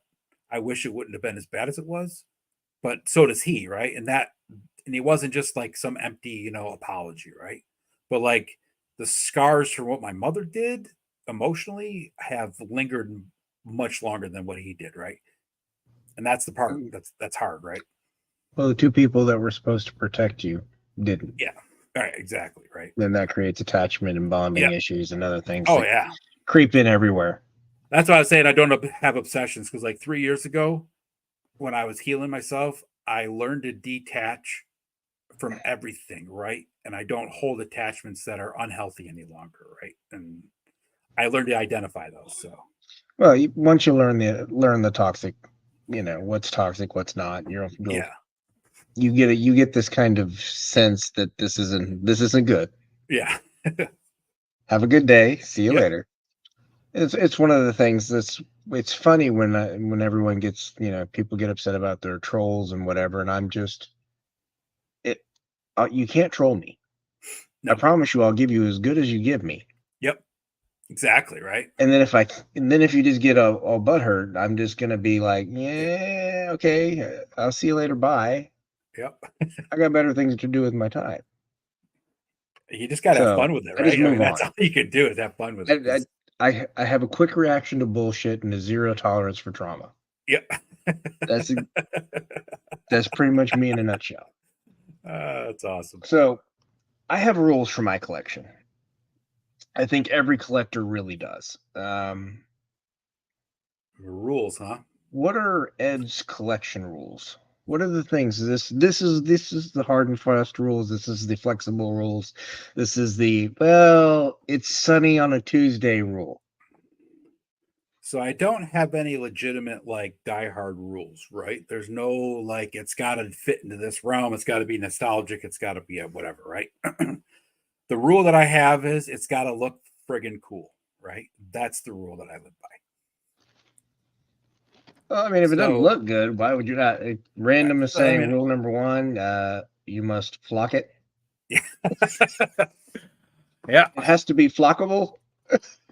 So, like, funny enough, like most of the figures that I own or have, other than my Mythic Legions, none of them are basically what they came out of the package like, right? Like all my Action Force guys are mismatched together. My AWACS have different armor sets and different weapons thrown on. So I don't keep anything like it comes out of the package. So for me, it's really like I told you back in the beginning, right?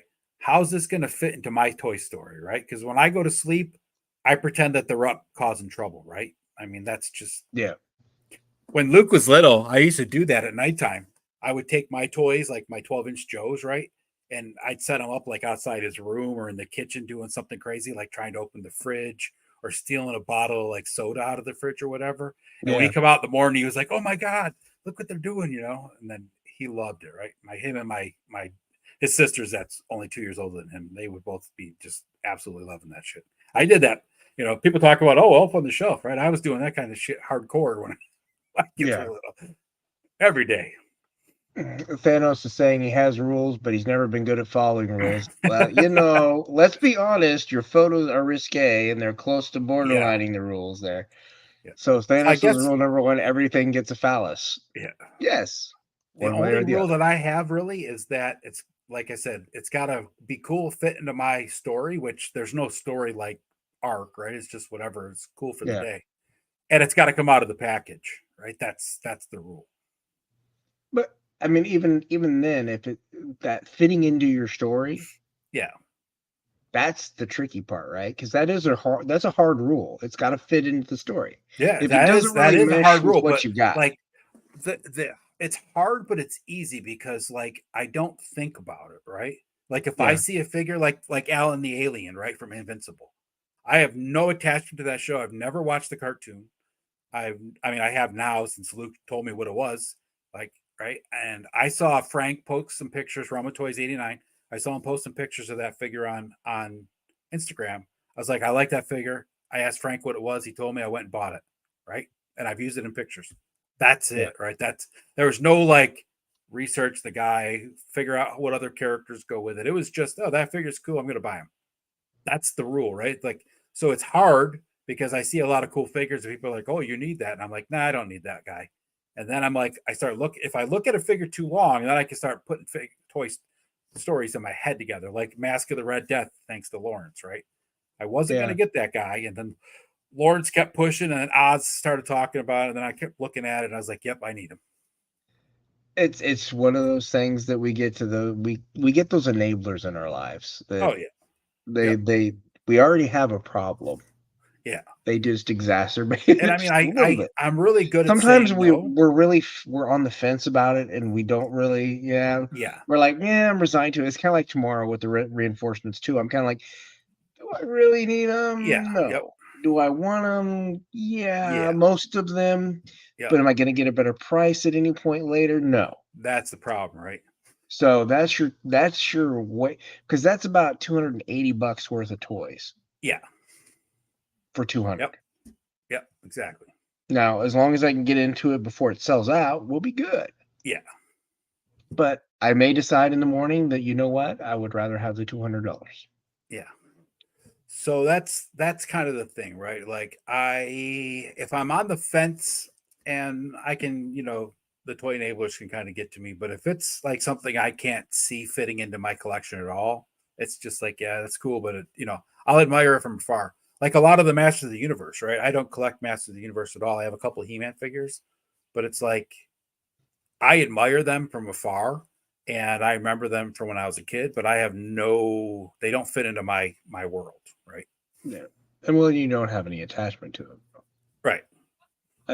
Masters of the Universe, G.I. Joe, all of those brands that are from the big two, they're all nostalgic feeling. They Yeah. are in that point where in our generation particularly, where we got programmed and upon Oh yeah. programmed Yeah. We were for programmed for sure. these things,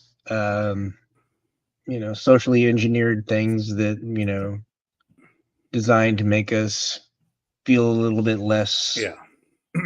whatever it was. So it's kind of a Bad, funny story good, about indifferent. the classified collection. So every year since I've been friends with these guys for a long time, but since I've been divorced, Every year, me and 3 of my best friends go on this men's week vacation together, right? So we all go to a cabin, or we went to the Smoky Mountains one time in Tennessee. We've gone to Baltimore, we've gone to Cleveland, and where else have we gone? I can't remember where else. This year we're running a cabin Airbnb in the middle of the Allegheny National Forest in Pennsylvania. So we just go there for a week. It's all red meat, drinking, and just guys hanging out, right? No stress, the whole thing. So the one guy, he's my age, right? There's one guy, his name is Lee. He's my age. And then I have the 2 other guys are like 5 years younger than Lee and I. And when we went to Tennessee back in, what year was COVID? 2020. So it was 2020. Yeah. We went to Tennessee, and it was the first time I actually met Lee, like talked to him like for a long time, right? I talked to him like in our group chats on the phone, and met him once or twice briefly, but so my other 2 friends, they got drunk, passed out. So me and Lee were sitting out on the back porch, and we were I was smoking a pipe. He was having a cigar. We were just having a couple of drinks talking. And Lee's like, we started talking. I don't even know how we got in the thing. And, we found out that we were both born like around the same time, blah, blah, blah. And he's like, yeah, the one thing I really wish I could have is my childhood favorite toy back, right? And I was like, well, what is it? He's like, well, I got pieces of it. And I was like, well, after talking, he's like, well, it's the 12-inch G.I. Joe something or other, right? And he showed me a picture. I was like, oh, I can refurb that for you, dude. He's like, what? I was like, yeah, I can redo the flock. I can repaint it. I can put the whole thing back together, get you a whole new uniform, all of it, right? He's like, are you serious? I'm like, oh, yeah, dude. He didn't even know I did this like with Joe's at this point in time, right? I was like, yeah. I've done that 1,000 times, right? So we got home. He sent me the figure. I put it all together for him, just like it was brand new mint, right? Except for the box, because mint G.I. Joe boxes are insane. So he got that, and I told him, I said, just be careful, because this is a rabbit hole, right? You get one, you're gonna have it, right? Oh, no. So a couple weeks go by, and he ends up buying one of the other 12-inch Adventure Team guys. And he's like, well, I'm figuring I'm just going to get the Core 5 figures. I'm like, okay. I'm like, what about the Commanders? He's like, okay, Core 7. So a year later, I go to his house. We were in Baltimore, and he lives in Baltimore. I went to his house, and he's showing me his collection. He's got like 25 12-inch Joes at this point, right? Adventure Team from the 60s. And then he started buying classified, right? He's like, I just got these guys. I'm keeping them in the box because they remind me of later childhood when the cartoons came out and stuff, and the Real American Hero. I was like, those guys are pretty cool. And of course, I started looking at those. I was like, yeah, I might have to pick one up. Well, then that weekend, he got me Flint, I think it was. And then that was all it for me, right? Then I was all 12-inch or 112 scale. Off to the races again. It's weird how we fall, and a lot of that is that personal attachment we have from childhood, that we just really want to be in that moment of childhood. For me, like collecting the toys, right? There's a lot that goes into it, right?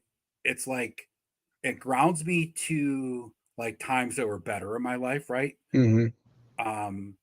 It's the way, like, I've always been a storyteller, and it's the way I've always told my stories, right? Is physical 3D stuff, right? So that helps with the photographs and the comic book edits and all that stuff that I do. And then, like, I admire like comic books and stuff for the art. So the toys are just like 3D versions of that. And then it also has helped me bond with my son incredibly, right? I mean, so it's like all of it together is like, what the hell, right? Yeah, you know what? It's those. We all find our happiness in one way or another. Sometimes we got to play with little plastic things to make ourselves happy, even if it's just for 5 or 10 minutes. That's right. So is there anything that you don't do with your toys that you would want to do? I would like to do more custom work with them, but my eyesight doesn't allow for good painting anymore. I used to do a lot of detail painting, but like I really struggle with my eyes now. And even using like a magnifying glass, it's just too much strain on my eyes. So then I get tired and I get fed up. So I wish I could do more of that. I do some of it, but it's like I wish I could do more, right? Yeah. But other than that, no, that's pretty much it. So now I build diodes instead of customizing figures because that way I can manage that. So you said it has to make sense to be in your collection, but what draws you to the figure? What is the thing what's going to pull you in fastest?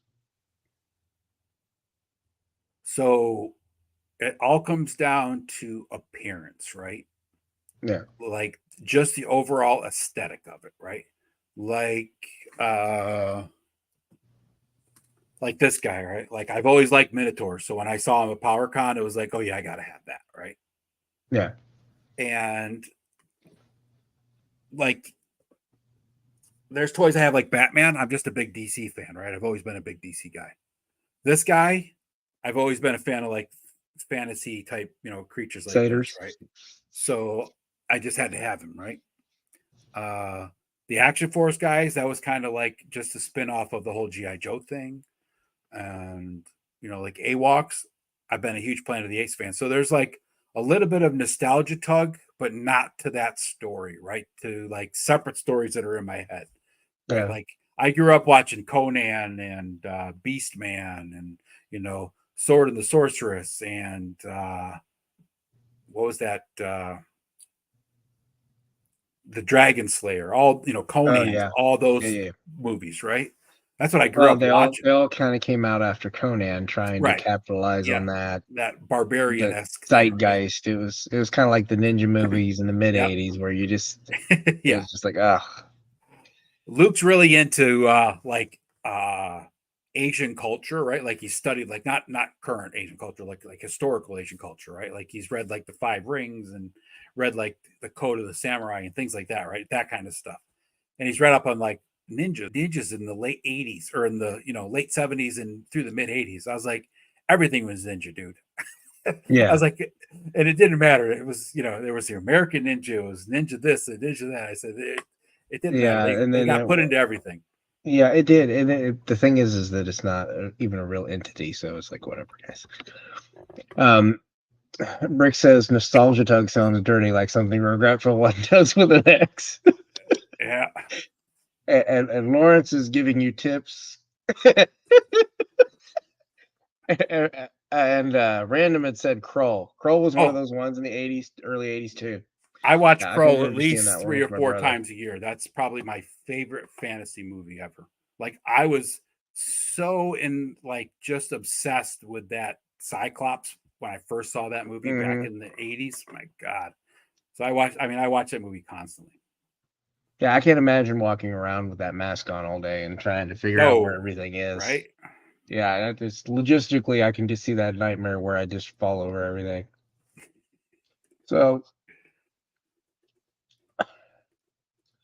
that's part of the problem, right? There's no actual story in my head, but there's a story in my head, right? So there's no actual story in your head, but it's a story in your head. Right, yeah. So why toys? We could collect anything as grown men. We could collect cars. We could collect spoons. We could collect stamps. We could collect coins. We could collect cash. Why Cash toys? would be good to collect. I would like that. Yeah. So would I, but life is what it is. So toys have always been there. There's never been a time that I didn't have them. So that's why toys for me. And like I collect cryptid stuff. I have a nice Bigfoot collection, some other cryptids. I have a nice collection of vinyl. I have a nice collection of Tolkien books. Just not as crazy as my action figures. So are there any buyer's remorse or regrets? Anything that you decided that you anything I buy that I don't like, I just sell. Then I don't feel bad. Because there are some lines that you buy, right? Like I said, I always usually try to test a figure line out to see if it's going to be worth it before I go too far in. So there's been a couple of lines that I bought. Like when I first started collecting classified, I was not happy with the way the plastic was or anything like that. Yeah. And I sold off a lot of my older classified figures. Some of the newer ones, plastic's much better, like Shipwreck. I absolutely love that figure. The rock and roll that I have, love him. Want to get Snow Job. And why is he saying you got to talk to him? I have no idea. What did you I'm do? sure it's something. Maybe. Oh, it might be in reference to some stuff that I was offloading. Oh, so yeah. Maybe. I always check. The figures design and stuff before I actually go too far in. All right, he's saying you get the creature replica cryptids from like 2012. They're still available on their site. Yeah, Love the werewolf. I bought the Bigfoot, but that was the only one I got back then. I didn't even know those are still available though. That's crazy. Wow. I mean, that's a long time to be still available. Yeah. 11 years. I don't know too many toy lines. Yeah. Are they PVCs or are they what? No, they're actual figures. They're okay. Yeah. I think they're 5 inches, maybe. I'd have to check. I got that Bigfoot packed away because that was one from the old collection. Have you ever really experienced burnout? Yes. With their toy interests? Yes. In I particular? go through that. I won't say often. I usually go through that after things like PowerCon, where it's just like leading out to PowerCon, it was just like so much buildup of the hype. Then I went to PowerCon and spent way too much money. I mean, I'd saved for it, so it wasn't like I didn't spend over my budget, but I spent a lot of money at PowerCon. And then just coming back and opening them all up and taking pictures of them and just playing with them and enjoying them. That's kind of why I haven't bought anything and really. I've bought a few things, but not much since PowerCon. Yeah. Not that I couldn't afford it, not that I don't want. I mean, first of all, there's nothing that I've really wanted since then, but I bought a Gomez. That made me happy, right? Yeah. But I go through moments where I won't say I'm burnt out, but I take a step back, enjoy what I have for a while, make decisions. Sometimes I sell stuff, sometimes I pack stuff up, put it away for a little while, or set it up in a dio in my other room and forget about it for a little while, just to step back. Well, I think it's natural that we get kind of, especially when we're not spending an insignificant amount of money. I mean, it's not anymore. Right. I mean, relatively, I added it up. Like I said, I went back through and started canceling some of my Joe orders, and then just going back and getting one. Yeah. Because it was like $1,400 between now and Christmas, and I'm just like, that's ridiculous. But I found out why there's so much, because they're shoving a year's worth of merch in 6 months, which also explains all the QC issues and everything else that's cramming down their throat right now. Yeah, they're trying to make up for the lack with more quantity, but they're still not fixing they fixed the quality. Now we're going back to shit quality because they're trying to push shit out the door too fast. Yeah. So it just gets to it's one of those things where I guess we can't have it both ways. Yeah. I would be good with them doing a steady stream rather than cramming it all together, because then we're getting all of that, all the issues that we're getting. Yeah, well, it's like that's why I have a problem with like the pre-orders, right? Like Monster Force, I know I'm going to enjoy. I know that I'm going to be all in on that because it's such a cool line. Yeah, there are figures from AWOCs, there are figures from Mythic Legions stuff, Cosmic Legions that I think are cool, but I don't know if I'm going to like them in a year. Yeah. So if I pay full price for them now, it's that's the other thing about those long-term pre-orders, like particularly with Mythics and Cosmics, because you're looking at a year to 14 months out. For sure. It's even with doing something like a HasLab or a crowdfund. I'm still waiting on my His tank. Right. And that'll be in the next couple months because they said before Christmas, or before the new year. I bought the Orange Ramen Racer, and not that I don't want the car because I want the car, but it's like I sit there and look at it now and I'm like, do I really need that? Do I really need to spend the $200 on that? I'm like, well, I already paid for it. So, but in my head, I want it, but it's like, it's so long from pay to get. Yeah, there's not that immediate gratification that we get from going to a store and picking it out. It's a little different. Even when something like those weapon sets from AWOC that I got, those have been sitting in my pile of loot for 50 days, something like that. I was just like, Webster came in, I was like, fine, send it. And of course, right after I do that, Buzzer comes in stock. And so I ordered Buzzard. I ended up paying, shipping again. So he should be in sometime either tomorrow or Monday. I So don't do a lot of pre-orders. I have several through Hella Dope, and then of course all the Monster Force through BBTS. yeah, But I'm thinking of changing what I'm doing as far as that, as far as pre-orders go, because really the exclusives are the only things that I really need to worry about. right, yep. Anything beyond that, I'm not. And that's what I've kind of done. Like the Mezcos, the couple of the other figures. Like today, I did the Shadow Tracker and the Night Force. What the hell was the other guy that was released today? Wolf Spider. Yeah, well, Wolf there's a third. Spider. Yeah, what was the third one? Tunnel Rat. Night Force Tunnel. That's his name, right? Night Force Tunnel Rat and Shadow Tracker. I didn't get the Wolf Spider, so I pre-ordered I those got today. all three. I can't not. Here's the thing. I'm gonna get at least one. Yeah, but And I don't know why I need another Tunnel Rat. I just got Tunnel Rat. that's the rules for your collection, though, right? You made the decision that you're going to go at least one of every Joe, right? And Yeah, that's and fine. it's just You one of made those that things decision, where right? I have to be more reasonable sometimes, because sometimes do I need a repaint? And that's Where I where have to I'm start. going with Monster Force. I made the decision when I first saw that line that I'm going to get at least one of every figure. Yeah, Maybe two or three of some of the other ones, but at least one of every single one. And that's just where I'm at, right? I think we do that, and I think that's kind of what's helping me not feel burnout. But I do definitely, when I'm outputting this much money, I'm starting to. It's why I'm paring down lines, and I've always been like pick and choose with mythics. Yeah.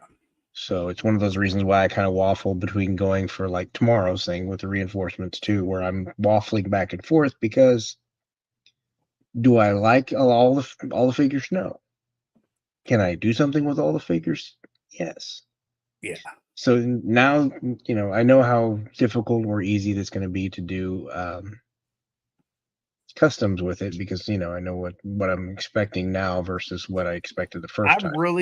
I've gotten to the point now where I have enough of a base for figures that I'm picky and choosing pretty much everything. Like I got pretty much all the first series 1 and 2 of the AWOCs. I don't need there's not many more that I'm going to get Yeah. of the standard characters, right? Like I Yeah. want the hyena. There's the rabbit that's supposed to come out, so I'm going to get that guy. Just the unique characters I'm going to get. Same with Mythic though, right? I don't need Yeah. to, and I would rather buy a Mythic Legions in stock than wait a year or a year and a half to finally get the figure, right? And that's And then that may be what I do. I'll probably just wait on these, because it's, as much as it's a good deal, I don't know that I need them all. right. And honestly, I don't know that I need to spend $200 just to spend two. Sometimes it's just that impulse to spend. Yep. It took me a long time after I went through a lot of deep shadow work on myself, because as I said on Lawrence's show on it when I was on Thursday with a friend with him, there was a point in time which led up to part of the reason we got divorced is that I was so mentally ill that I was spending money I shouldn't have spent just because I had to have that thing, right? Yeah. Because it needed to fill that gap that I was feeling. And it took a long time to get to that point where I didn't have to spend the money to spend the money. I can go to the store and see a new figure and be like, wow, I really want this guy, but I don't really need him right now because he's not going to fit anywhere in my story. So I'll do like you do. I'll walk around for a couple minutes, think about it, and then set him back down, right? I think that's the only way to really be with it anymore. I mean, honestly, yeah, I'll just continue playing clearance chicken with anything that's, There's just so unless there's much something that I stuff just, out there too. I mean, come yeah, on. I mean, it's like with him. I wanted to go ahead and get him no matter what. If it qualifies for those, because there are some characters and some toys from my childhood that have Right. been Yeah, and I transfer to get someone that. else, and I that's what totally get that. so those are the ones that, yeah, I'm gonna buy those. But there's other ones where I have to kind of work to convince myself, well, why am I buying this? Um, I It's like I picked up Baroness because I need her legs to replace the legs on the Vipra, yeah, because I can't stand those legs that the Akiko legs suck. right. So I'm replacing the legs with her legs. I mean, when I part people, I don't feel bad parting $4.99. I Right, feel right, bad parting $60 or right. $50, or that's when it starts to get to the point where I have to think about, well, am I getting close to making a bad decision and burning out? Right. So, there's times recently where, and then we'll go into this kind of next question from here, but there's times where I look at it now, and there's times where I just like, I want to be done collecting. I need to be Yeah, out.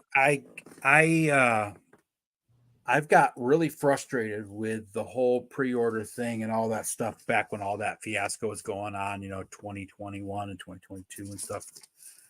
And that's kind of when I found like some of the other places. Like, I mean, I knew about BBTS and all those, but Yeah. um being able to buy directly from Ballaverse was nice. And then finding hella dope toys was like, I guess that was a blessing, but a curse at the same time. Yeah. I mean, you could take it either way. Yeah. uh, but there was times back then that I was really done with. I was just, this is just too frustrating. It was kind of like in '96. I had been collecting. I just gotten out of the service, just started dating my ex-wife and moved in with her. And I had some Spawn figures, and I had remember McFarlane was doing those monsters, the movie Yeah. monsters or whatever. I Yeah. had some of those. And then Power of the Force hit the stores, Yeah. right? And I had some of my childhood Star Wars collection at that point. I was in the store, I was at Walmart, I was like, oh, I gotta have that. So I started collecting that line, right? And it was so frustrating after a little while trying to be a completist with that line because you had, the long saber and the short tray and the short saber and the long tray and you know, the bend with the circle, or Han Solo with the circle on his hand, or Boba Fett, whoever it was. They had It the was half Boba circle or Fett. the full Yeah. full circle. And I got so frustrated. That was the line that made me stop being a completionist, because I was a completionist as a collector Oh, up to well, that then you point. had the freeze frame, and then you had the Right. regular, and then you Yeah. It was had like, yeah, no, and then they it started got making to be a like, lot. I appreciate Hasbro making the obscure characters, but come on. There are some Yeah, no, some obscure they made characters I don't need. that line definitely. I collected that till probably my daughter was born. It was right around episode 1 release figures. Yeah. That was the last stuff that I bought Star Wars for a long time. I went out and bought a whole ton of Phantom Menace stuff, because you remember when Phantom Menace was getting released, Walmart and Target had aisles full of Oh product, yeah, it was right? ridiculous. And I went and bought, the Republic gunship and the whatever that ship was that looked like the X-wing that was modified and all sorts of stuff. Yeah. And after I got all that, and at that point in time, my ex-wife and I only had our oldest, so I had a whole room that was my office, had my computer in there, had all my toys in there. I mean, it was just shelved. It was a whole room just full of toys. And then she got pregnant. And we're like, well, I guess I gotta sell some of these off. And at that point in time, book value between all the 12-inch figures and Star Wars and everything else I was collecting at the time, my toy collection book value was worth, like $25,000. I used that as part of collateral to actually get the loan for my house. Yeah. And I started selling it off, and mostly the Star Wars stuff, because I was just so frustrated with it. And I remember like none of the people that were like buyers were offering what any of it was saying it was worth, Yeah. right? And all the stuff that we were told that it was going to be worth, and how collectible it was. And So I was so frustrated. I just ended up selling all of it in a big lot to this guy, and I was just like, "Take it. I don't give a shit." And I sold my vintage and the new stuff all in one big lot. And I lost probably a lot of money, but I just had to get rid of it. Something had to Yeah. go, and it was causing me more stress than it was worth. So it was just like, see ya. Yeah. And I'm kind of that way right now with selling some stuff that I've got. It's just Yeah, it it was doing nothing for me. Um, yeah. And if a line starts making you feel off or bad or upset, it starts actually trickling in onto other things too, right? Like yeah. other lines, and you're just like, well, why do I feel bad about this line? This isn't even part of it. You're like, well, I used it with that, and then it's easier just to get rid of it and be done with it. Yeah, and it's easier to get rid of it. I'll recoup some of my money. It's not going to be all of my money, Yeah. and that's fine. It doesn't matter at this point. It's just about decluttering it and Oh, that's how give I felt about like the sending it to Star Wars. someone who actually wants it. Yep. That's kind Yep. of the way that I look at it. So, is there any point where you see yourself not collecting some? Yeah. When I'm What in a would that wooden look like? box, that's when Do I'm done what? collecting. When I'm You in a go live in wooden a box? box. Yeah. When I'm in a Can wooden be living box. in a box in the corner with a Uh, can that says, help please. no, even if I'm living on the streets, I'll probably still have some action figures stuffed in my pockets. I'll be that crazy guy playing with them in the refrigerator box.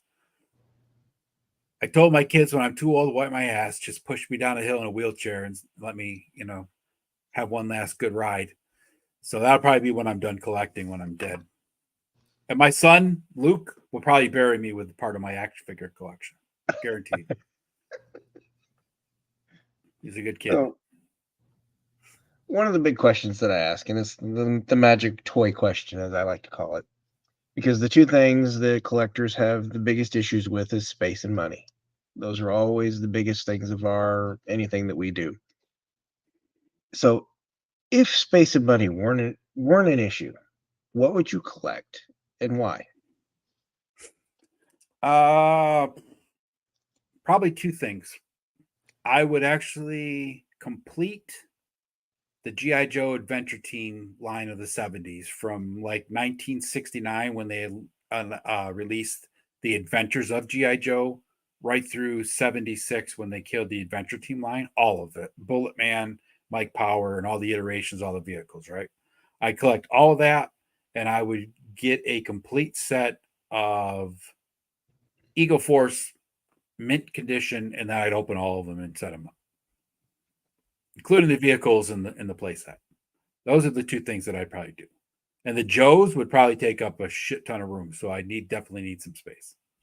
We definitely need space, right? And you know what else I'd probably do? I'd probably go after the Gabriel Lone Ranger series, and then they did the Bush Cassidy and Sundance Kid series. Remember those? I I vaguely remember.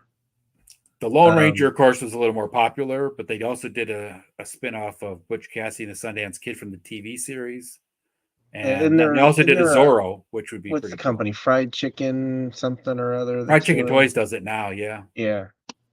So it's kind of nice that we're seeing that stuff kind of come back in a different way. It's always Yeah. interesting when we see those lines that were, you know, Yeah, it's kind probably a of good thing that I don't collect 4-inch figures yeah. because between the Eagle Force that Monkey Fiction's doing, uh, Fried Yeah, they Chicken Toys, and then all the new lines coming out, I'd be in big trouble. Big oh trouble. no, there's Ooh. Fresh Monkey Fiction goes their 4-inch line. You got Marauders too. Marauders Gunrunners, another Yep. 4-inch modern line. Oh yeah, Delta Yeah, that 17's a nice looking line with yeah. Kensei. Well, I'll be getting a couple of those figures just Yeah. to support my friends. So, it's not at that point, it's just more about, yeah, there's gonna Yeah, be a couple of support. those figures that are cool that'll be going on the wall. Yeah. They'll go on the wall of figures, just like they'll be right there with my Joes. I've got my Skeletron, my second set of Skeletron, assassin drones, Oh yeah, those are and cool. packaged up and put it on the wall. It Yeah. doesn't wanna stay up for whatever reason. I guess it's too heavy, I don't know. So that's my I think what I'm going to do now right now my plan for this upcoming winter is I'm going to make a 1/12 scale GI Joe Adventure Team. So I got an extra rock and roll head. I got to get one of the Snow Jobs heads without the hat, and then I got an extra shipwreck head. So I got the bearded heads. Got to figure out what face I want to use for the non-bearded ones. Then I got to figure out what body I'm going to use, because all those figures basically came in the same type of uniform, just a standard military uniform. So I'm going to update it so it's future based, but so that's my Well, you plan. could probably, if your generic faces, you could probably get away with, if you were looking for an ethnic one, maybe like a blue marble head. Oh yeah, that's a good idea. It's a very straight, stoic, Yep. can be very militaristic Yeah. head. Because I've got him sitting, I've got one in the garage where it's a gung-ho body, and I've painted it, and I got the head on it, so I'm going to use that, and I'm going to make a big lob Oh, custom nice. for my son. Yeah. Yeah. Yeah, he's built a little bit bigger than Big Lob. He should be thinner, but you know what? And Yeah. I can't. He's tall There's enough. not really a thin Joe. Yeah. Sorry, there's no thin, long-armed Joes. I just got to go with the big guys. So yeah, no, it's one of those things. So the biggest question of the night is also the most important question I ask. What did you find joy in today? I find joy in every opportunity I possibly can, Aaron. And I don't want to sound like I'm overly positive or toxically positive, because that's not I'm not that way. But like, I have